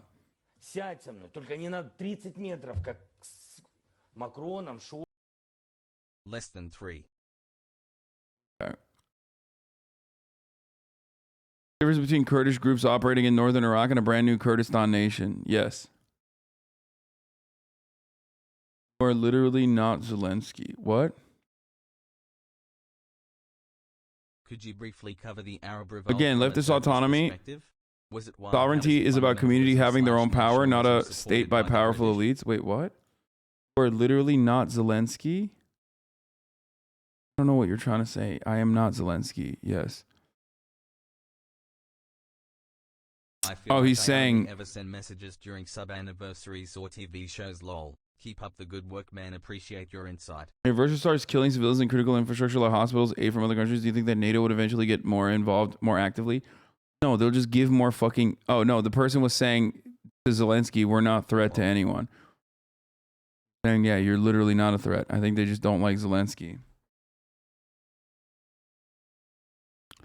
Thousands of people in Berlin have gone to the central train stations to offer fleeing Ukrainians a place to stay. Really moving.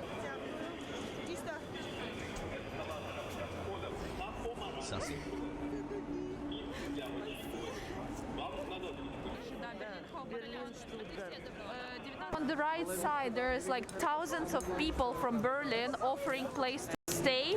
This is absolutely incredible. You just like enter the building and there are like thousands of people actually supporting, like, and they say they have like a saying on the paper in Ukrainian, in English, in Russian. Congrats, I have another Twitch. Love ya. Wait. I have another LSF thread about what? Twitch's new policy? What do you mean? Harmful misinformation super spreaders? Oh. It's not about me, but I'm sure they're gonna fucking turn it into me. Is that what you're saying?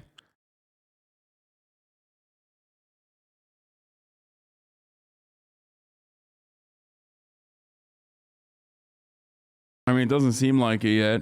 It doesn't seem like there's a deliberate effort yet.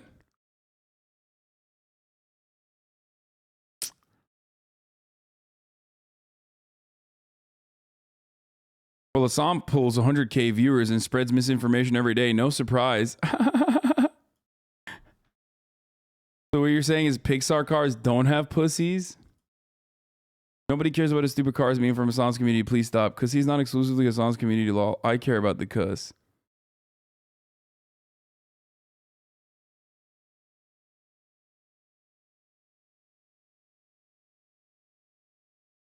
Hasan is gone.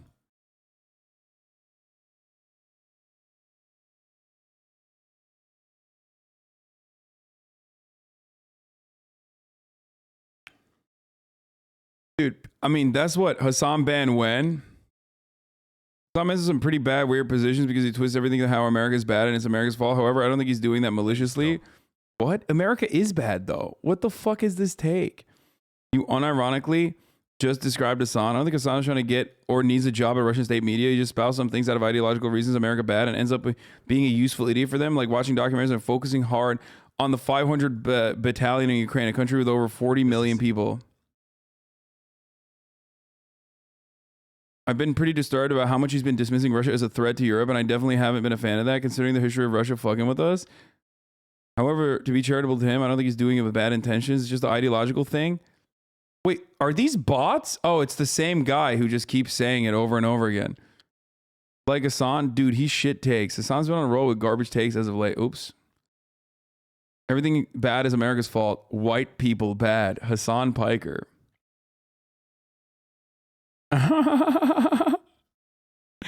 That's funny.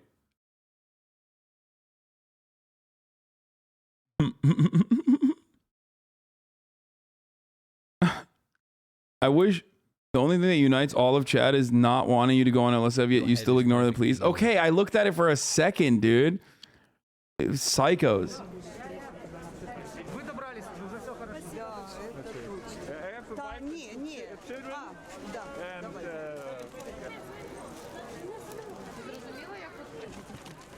White people bad. I was very scared and I had to get out from this hell, and now this is like watching your dad relapse into alcoholism. Okay, dude, chill. They are telling the truth. You are on a hate America train and it makes you look pro-Russia. Oh, this dude is, again, this dude literally has been advocating. Look. This is another one of those trolls. Look. He says, they're telling the truth. You're on a hate America train and it makes you look pro-Russia. Also, this dude, literally 5 minutes ago. This is what happens because I always remember. I remember your fucking names, you stupid bitches. Okay? Before, Russia has been using cluster bombs and targeting kindergartens and hospitals. Also before, where is it? Where the fuck is it? He goes, you live in America.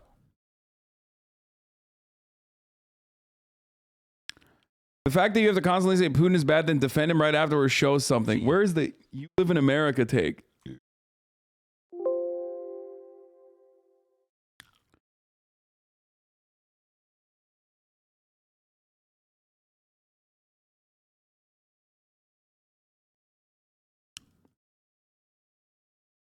Why are you saying this is to be expected as if Russia is prone to human rights abuses coming from an American? You're an American talking about Russia committing war crimes. Are you trying to be neutral? Like, fuck Putin, but come on. How? How are you going to both tell me that Russia is not doing war crimes and that I'm an American and that, like, because of my being American? Dude, this is what I mean. Half the time, these fucking schizophrenic chatters are literally arguing both sides of the argument specifically because they think it'll trigger me. Okay? And it fucking works. The reason why I'm showing you this is because I need you to understand. I remember the motherfuckers' names when they do this. Literally, how many fucking chatters have I seen where they go, I can't believe you're fucking defending, American imperialism. And then they turn around and go, I can't believe you're defending Russian imperialism.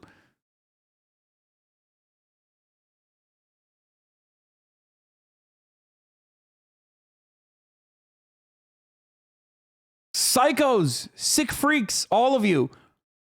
Go fight and defend Ukraine, please.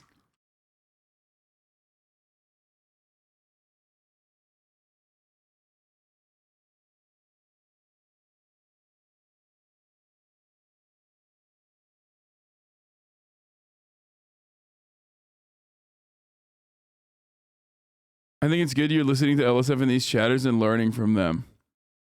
Yeah, learning that I should just ban all of you motherfuckers with like seriously bad and broken brains and move on. Even though the seriously bad and broken brain motherfuckers unironically think this is like their form of accountability.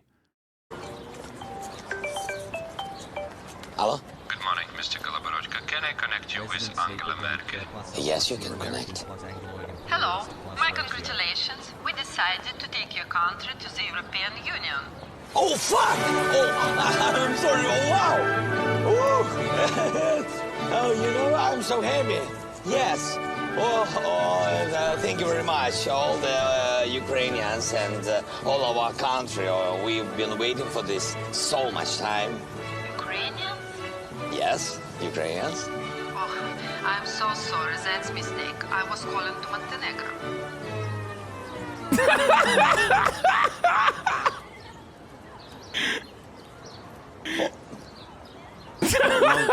Montenegro. I see. Okay. Yeah, my congratulations. Yes, to Montenegro. Bye-bye. You fucking Putin. Что? Oh, Jesus Christ, dude. Where's the clip of him ranting about politicians and calling them bastards? Yeah, that one's really good. Whoever gave this speech in America would just start a podcast. It's awesome. Looking hella cute over there. Come on, listen to this. Do you know why we have dogs' lives? Because we start our choice in the cabins. Do you get it? We're choosing between two bastards. It's been like this for 25 years in a row. Do you know what it's interesting? Nothing will change. Do you know why? It's because you, my father, and me will choose a bastard again. It's because, yes, he's a bastard. But he's still better than the other ones. Bossia, let's go and have a drink. Then these bastards come to power and steal and steal and steal. These bitches have different names, but they act in the same way. And nobody gives a shit. I don't give a shit. You don't give a shit. Nobody gives a shit. We don't just give a small shit, but the shittiest shit in the world. If I could get there just 1 week, I'd show them. I'd do away with their courtesies and their bonuses, with the summer cottages, with all of them.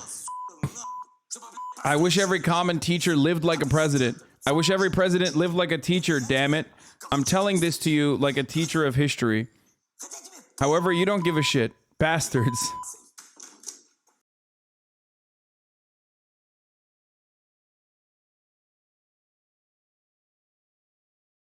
Back when he was a comedian.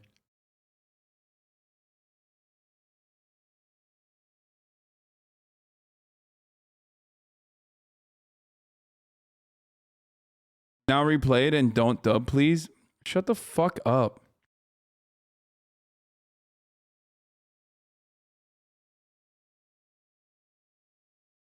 You know that this show was his team psyop to help him win the election? Bro, I'm going to lose my mind. Moldovan Mama Liga is now...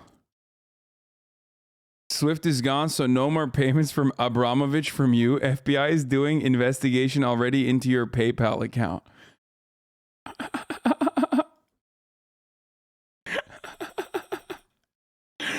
Moldovan Mama Liga is back.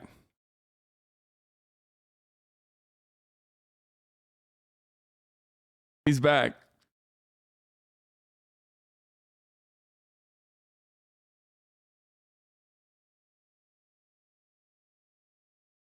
No, he's great. I keep him around. I only banned him. I didn't ban him because he like said that Russia probably had some compromat on me. Like he was like, "What did they find child porn in your hard drive? Is that why you're doing fucking pro-Putin propaganda?" I didn't even ban him for saying that. I banned him because he said my hairline was retreating faster than Ukrainian borders. And then I unbanned him because he's a psycho.